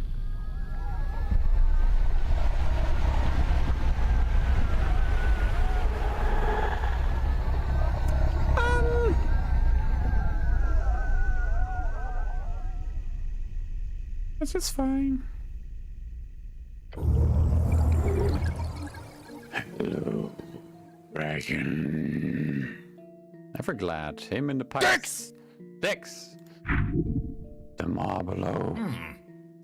You hear hyperventilation coming out of the goblin. Beast of the far realm. She looks ready to strike. This is it. This is the true test of your stature. Can you truly stand against the creature of the void? Everything is shaking. You need to kill this thing. I need to attack it. Yes. Full on assault. Punch the beast. Your fist connects with one of the writhing tentacles. Solid hit. The flesh gives way beneath your knuckles. Ow. Your companion has his sling ready, his gaze twitching back and forth between you and a massive monster. But then it only lets out a deep rumbling sound. Interesting reflexes now. I forgive the transgression. You notice then, after sheathing her blade, it was all too ready. It does not care. You are another threat. Far you have delved, it says. I am happy to greet you. The aberration's voice reverberates against the cold, wet walls of the sewer chamber. Naru Superior, I am enamored, impressed, lucky to witness. Shivers. 1,000 eyes, each focused on you. This is something evil. This is indeed a creature of the far realm, a trifler, yet larger than any specimen you've ever read about. Be wary. Now speak. I have some questions for you. Knowledge is the commodity. Knowledge is my trade. I am a simple merchant. Trade, dragon. Trade with me.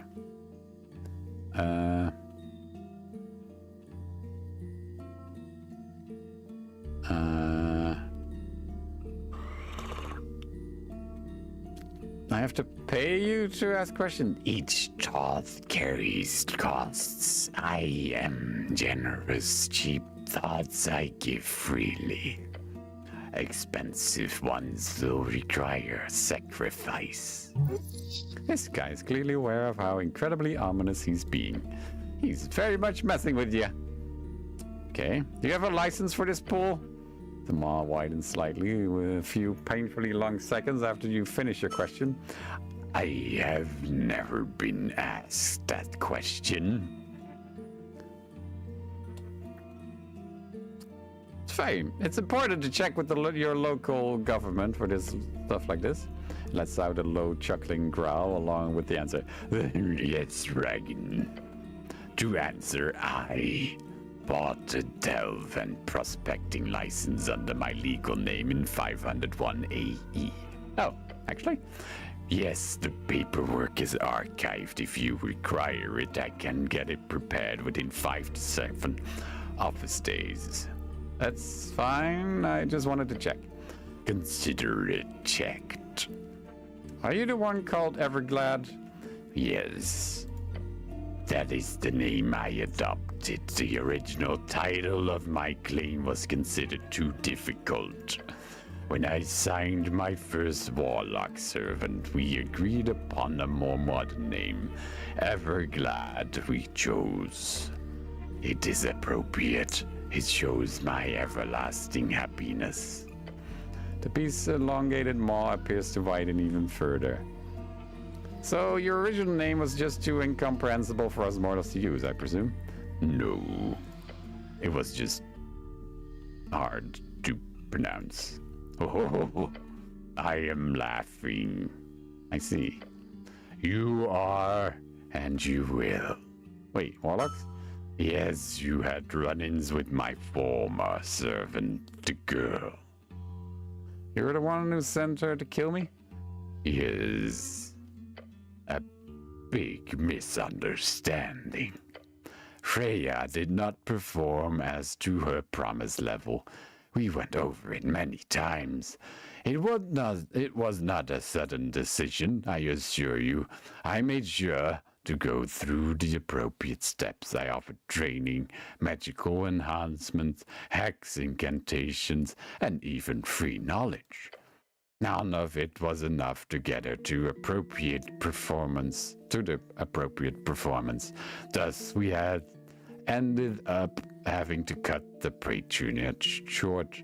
Very unfortunate. It is not often my warlocks end their service in anything other than death. He clicks his massive teeth together. I go through one servant at a time, so the position is now open. Interested? Cleric. The goblin looks worried. I would ask your goblin friend, however, I sense has a station for outsourcing on his end. Uh-huh. You send your warlock to kill me and then offer me their job as your servant. Well, It is something to be considered. Your performance, after all, is very admirable. Roll a 4.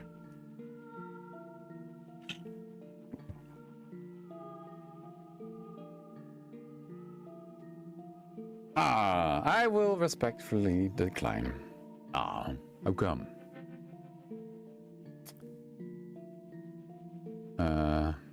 Roll a 4 again.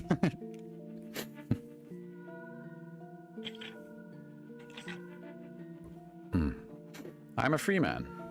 very well. We can discuss it later. I do not wish to push you into anything. I offer nothing but the best of terms as patron of the dark. Could be cool. By the gods, do not! You haven't explained why you tried to kill me. That is correct. Stare at the monster. Such knowledge comes at a price. Monster's eyes focus on you.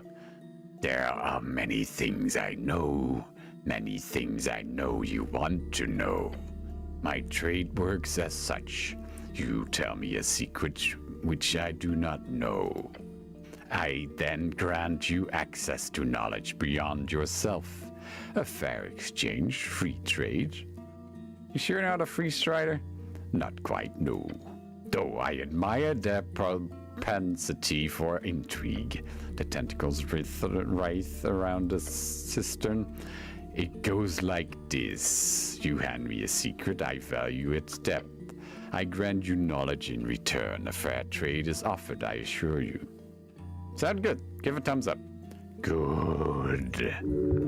The monster then stares at you, waiting to be fed a secret from the crevices of your mind.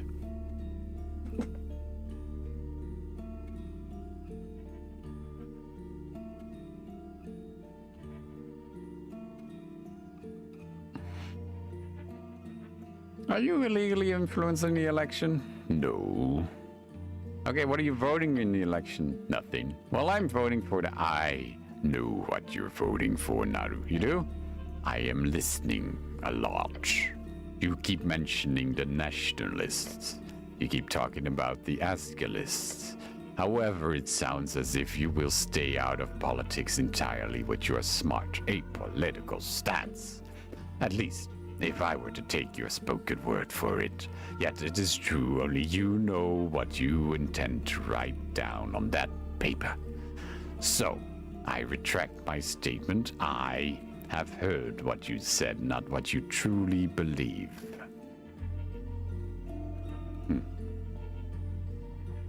Are you legally influencing the election? No, not that either. I've played my part. You know that the Amanatheran faith cannot sway. What? You hear the growl coming deeper this time. Deep from its mind. You humans, humans. They are played not by me. The toxin of ideology seeps more thoroughly through their veins. It is formed slowly, then quickly, then it subsumes an invisible force.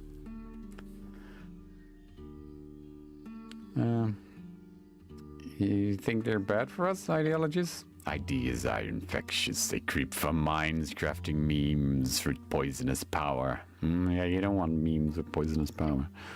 If I had such control, we would be one, you and I, but alas, it is beyond even my reach. Perhaps through indulging in your secrets, I, too, am a puppet of your collective dreams. The idea makes me incendiary, explosive. Is he ranting? I'm sorry? You have done nothing beyond your nature. This is all simply my frustration against sentience itself, I suppose. However, simply being aware of a problem, one can envision and unveil new powers of thought, including the ability to view past illusion of choice. Not too dissimilar from Jor's viewing, I imagine, to watch the strings of faith collide and fray across the eras. This feels too complicated for mortals to understand. We should leave it for the gods to watch. Just stare at the aberration. You keep on thinking, Naru, and as will I. The time of ours will arrive with thunder and grim tidings one day. Once we both understand why and how these thoughts are controlling us. It is the start of the esoteric era. You do not forget, Naru. The gates shall rebuild. I understand. Good. We will see once the blood is proven. You see his grin go wider than ever before. Thank you for your knowledge, dragon. What did you give him? He mostly just listened, but hey. I need help entering the Pillar of Yore. Interesting. That must mean you know where your little hunt is going to end. Through the crack of Yore's realm. The wording crack of Yore does not sound as ominous as he think it does. Yes, Mr. Moonwatch told me he saw someone escaping the explosion and heading inside the pillar. The merchant saw the truth. His maw widens. The shut gate can be passed, yes. That, I'm afraid, I can only assist with if you assign my contract. I do not share such knowledge with anyone unaffiliated with the darkness. Of course, I would not suggest signing my contract simply to gain this knowledge. You should only sign if you truly wish to serve. My assistance in this matter would simply be a bonus. He's got a way with words. This is the way you persuade someone when you've got all the cards. The beast wants you to sign, yet it does not wish you to know that. Okay.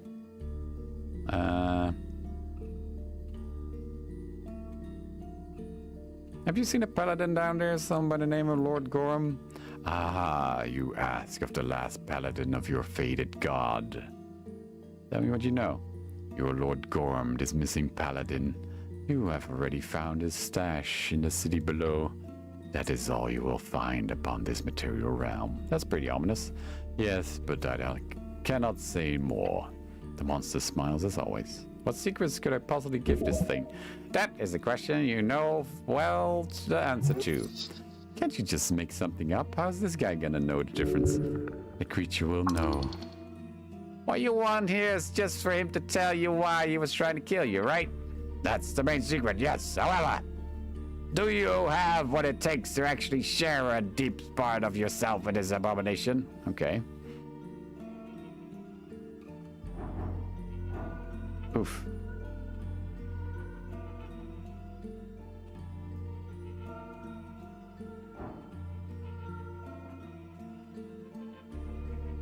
Come up with an argument as to why the information about him trying to kill you isn't worthy of a secret. Nope. Sadly, no, you do not have an idea for it at this moment. If you were to spend more time on it, perhaps. But for now, staring at this table piece full of every secret and whisper you can imagine, you will have to tap into some other way. No. I guess there's something deep and secret, but only if you explain why you tried to kill me. Let's out of a low growl. Deal. Make up a fake secret? Right, clear your throat, shoulders back, head held high. It's time to lie. What kind of lie? The only type that works. The sort of true one. I have a secret to trade. Oh yes, do tell. Hit him hard and not true. It should be about work, some industry secret that's kind of true, you know, embellished. Just say, clear your throat and speak. The Towers has a secret registry of non-wizards people who have encountered esoteric events. Oh, I have not heard of such a list. Why is it interesting? Improvise. There's almost no one who encounters only one event, despite their rarity. Oh, so it is shown that certain people hold esoteric attunement on their own. Potential sorcerers, perhaps. This is very interesting. Thank you for this knowledge. Now, you wish to hear why. Yeah, why you targeted me. Lets out a grumble and squints the many, many eyes. Let me tell you about the blood tongue prophecy. A night dark as ink some years past, a young scribe is overcome with maddening visions.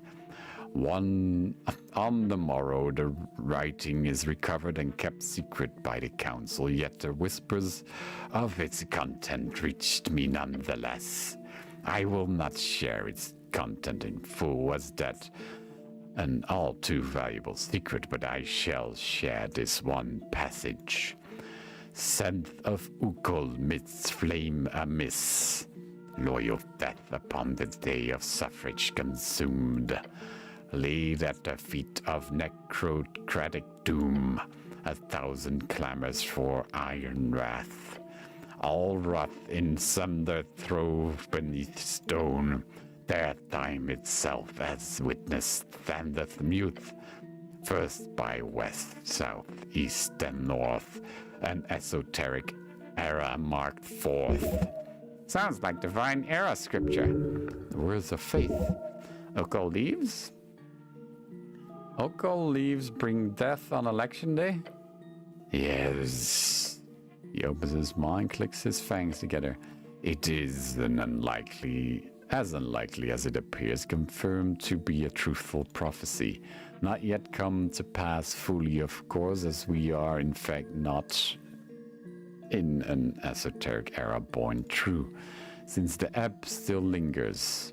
So what does this have to do with you trying to kill me? I wish the ebb to end. I saw in this prophecy my part to play. I saw the truth I could create to bring about this fire to the legislative mass, a plot brought by the Mendes followers, the Ilim elves. I chose to support a prayer in this game of intrigue, the one you seek, the rogue spellcaster you hunt. You know who I'm after? Of course, I know most things to know. What can I trade to have you tell me? I'm afraid to say nothing. Don't worry, you will find out in time. So you tried to kill me to stop me from finding this rogue spellcaster of yours. His tentacles snap around the cistern. Freya was to destroy this government cleric sent to investigate, to make sure the prophecy was given the space it needed to breathe. There was no doubt in my mind of this plan of action. Until you stepped into my chamber here, I see more than truth in you. It is obvious. I begged the wrong guy. Now I will look upon you instead, dragon. Thanks. You are welcome. Bring me esoteric era, dragon. I am fully convinced you will. He is not interested in debate here. He's not even interested in your opinion. This guy literally just wants to watch you do whatever it is you're going to do. How ominous. The beast knows you are a mythical figure in the making. He should fear you. An aberration obsessed with faith. This will surely haunt you. Thanks for your time. Huh. Well, that was a thing. I think I will call it a day here, because it is a night. But let's check out this part first. Oh shit, there's more shit. Something here.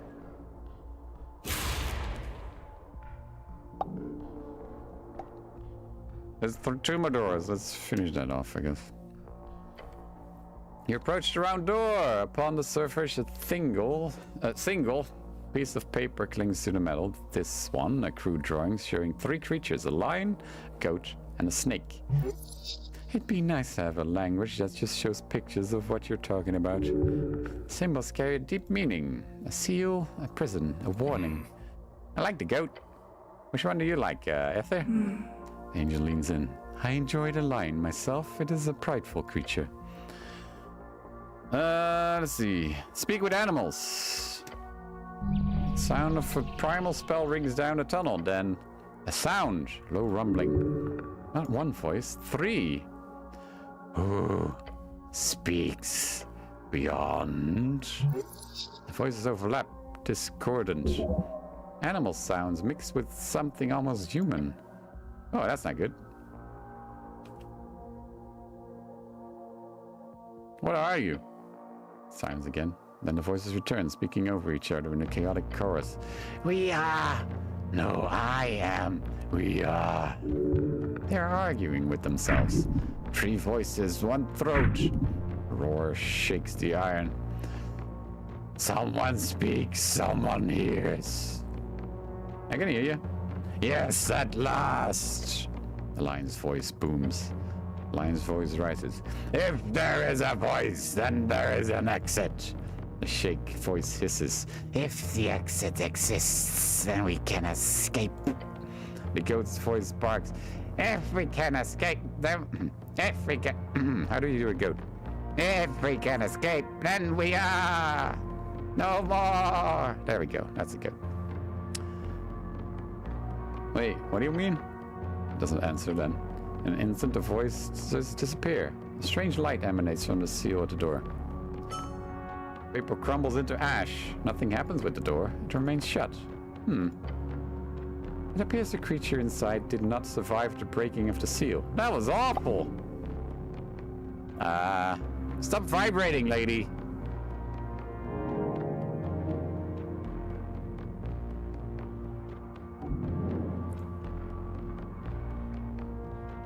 Get your egg out. Okay, what is...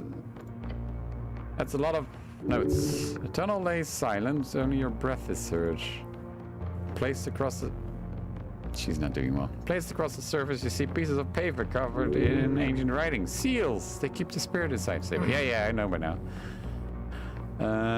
Feel as if I'm if I really should not mess with this thing. This area is an ancient prison of the Thulinkathol. These are cells. Yeah, I have heard of these. Prison made by antisepalial folk. Look around the crevices of the door underneath, along the sides. You press your head against the ground, against the walls. You see clearly this door does not lead anywhere. It is not tightly sealed, nor is it very fastened against the end of the tunnel. It is simply an iron door set upright against the wall. Wow, that's actually freaky. Feels cursed, at minimum. It is in fact a magical way of capturing creatures, not cursed. Sounds cursed to me. That doesn't sound cursed to you? Does not sound cursed to me. Well, it sounds cursed to me. Magical prison, lost in time. Hello? Your voice echoes down the tunnel. The angel beside you appears to freeze mid-air, eyes focus on the iron door. Then after several seconds you hear... There is someone here? A light voice dances in the air. Gives you chills. I can barely hear you. Speak up. There's silence for a while longer. Then the voice says, It's been long. I see not. I feel not. Yet you are here. You beyond the door. I have a favor to ask you. Sure, why not? The voice is silent for a few seconds longer. The suspense is great. I'm sure it'll just... Please, save my husband. Oh. You catch a glimpse of the goblin giving you a worried expression. I know not who you are. I do not speak your tongue. The strings grant me these few words. They broke his soul into paper. He made a grave mistake, but his punishment... It is beyond cruel. They wanted him to see the end of the world, to lose everything. My love, my foolish, petty, wonderful husband. Can't I get you out of here? You'll help, don't worry. Faces written. Voice fades beyond the door. Lady, we'll get you out of here. She really tugged at his heartstrings. Please break him out. Break the paper. Speak his name, please. Save my Iskurum. The pleading voice then stops. Lady? Hello? Nothing. Jeez. That was something else. Think I understand. A woman in distress. You need to help. There is no doubt. Yeah, let's look into this. Right, at there we have to... Behind you, the angel is shivering. A glittering dust falls from her halo as it spins erratically. Celestial tears. A rare sight, emotions from an instrument of death. A voice enters your mind, stuttering. What? Is she crying? This is a travesty. Agreed. Her body shakes in the air. It does. To speak through an iron door takes a heavy toll. If she has truly been in there for millennia, and her soul is already withered, you must break the seal, cleric. We must save Isk Urun. Look at the symbols. You lean in, checking them closely. You do not know this script. However, it is most likely some type of seal, most likely in the snail folk's lost tongue. Okay. Rip the seals. As your fingers touch the papers, the symbols upon the surface light up, just for a split second. Then, all at once, as your fingers drag through it, the paper crumbles into bright white ash. Nothing appears to happen with the door. Snow looks at the dissolving dust, then to you. I hope you know what you're doing. She will rest. She deserves it. A sprinkle of golden dust falls from her many, many eyes. Let's save him. Yes. Always, Snow, always. Sure, I believe you. He actually does. I should go. Okay. Where is he, though?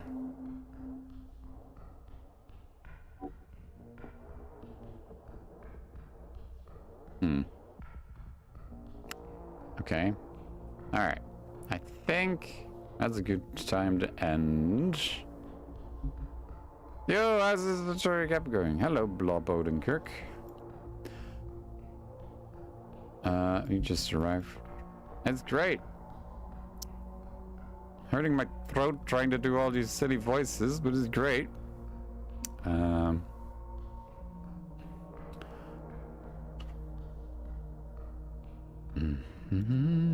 gone there. I want to talk to the bugbear actually before I leave. Because I slayed a dragon, maybe I can woo her. An entity, highly uninteresting. I mean an entity.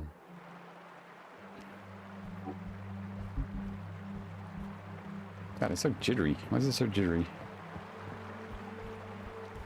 Eh.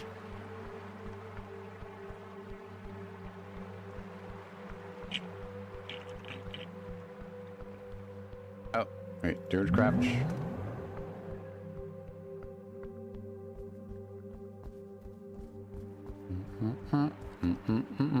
Does he have anything new to say?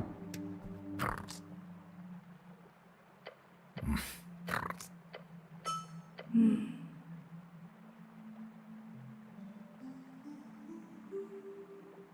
have something for me? As you speak closer, he just takes a few jumpy steps closer. Oh, that's way too close. You should close your eyes. Poof of smoke suddenly explodes from the mushroom man. Not smoke, spores. A fungal attack. Cough and wheeze. Ah, jeez, I knew this would happen. Breathe, cleric. That is a gift.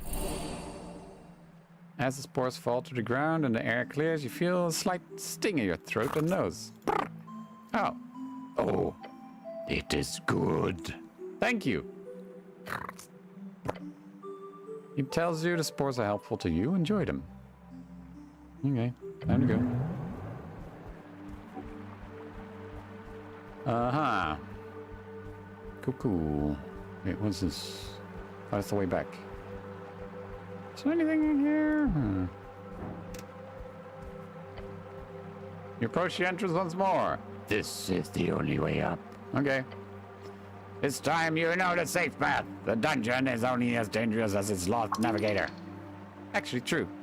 Like, you won't have any trouble doing this repeatedly. You are emerging at the top of the cliff. You've made it through the labyrinth. Woohoo! We did it! Actually, I could have just teleported up, couldn't I? No, it's fine. It's fine. I still haven't found the fourth branch. Thank you, thank you. Try my best.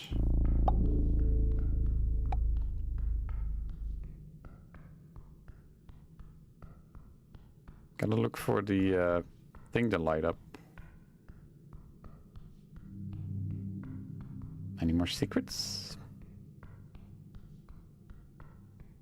Oh, there's a secret here.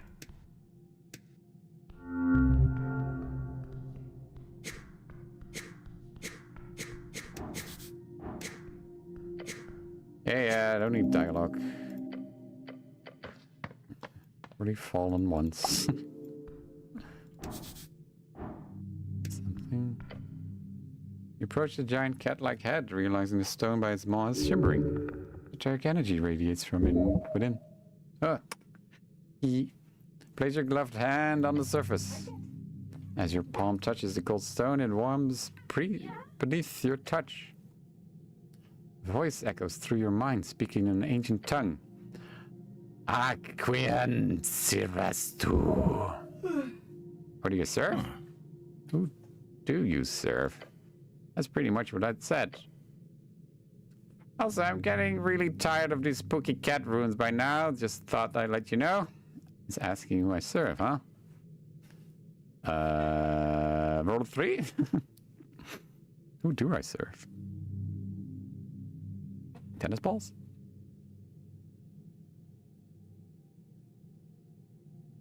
The people of Norvik. Fair enough. But I don't think that's the answer it's looking for. I serve... Kryn Blanca. Stone shifts, grinding sound as ancient mechanisms activate. The maw opens slowly, revealing a cavity within. Something glints in the darkness. Whoa! Ooh, how your fingers close around gold metal. You pull out an ancient amulet made out of pure gold. Their craftsmanship is exquisite. Holy shit, yeah, you could fetch a pile of crowns for this bad boy. Great job. Holy shit, I'm rich. Time to serve this dead cat god, I guess. I feel like that could end up badly anyway. Good job. Now, can we leave this creepy place? Neat. What does it do? Amulet shaped out of pure gold, an invaluable treasure of divine era. Holy shit, the eye must have been painted red once. Okay. Don't need it, but neat. Okay. A long step. Yeah, go on. Why do I have to do that every fucking time?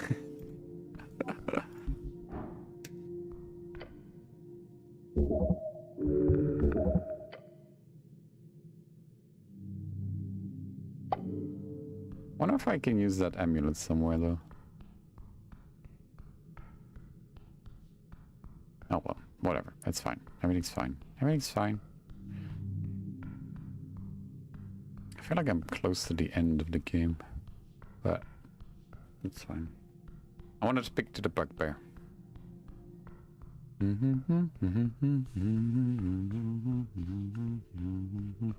Nope. Where do I go again? Down here? Down here.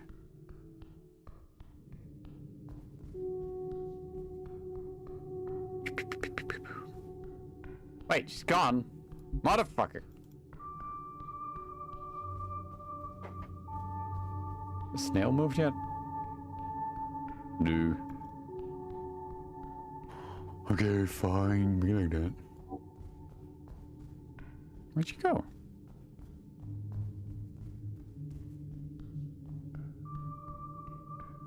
Not cool, lady. Not cool. Alright. That's it. That does it. Oops. Press the wrong button. Wait, is this the right button? Ah, there we go.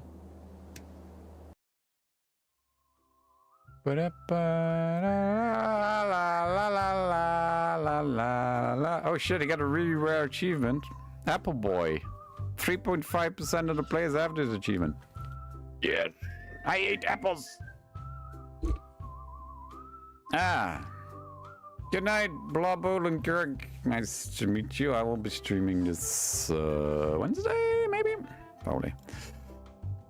Thank you for the stream. Take care. Yeah, good night. Beep, beep, beep, beep, beep, beep, beep, beep, beep, beep. Hello there. Oh, thank you. Cool name, by the way. Love you, Saul Goodman, the show.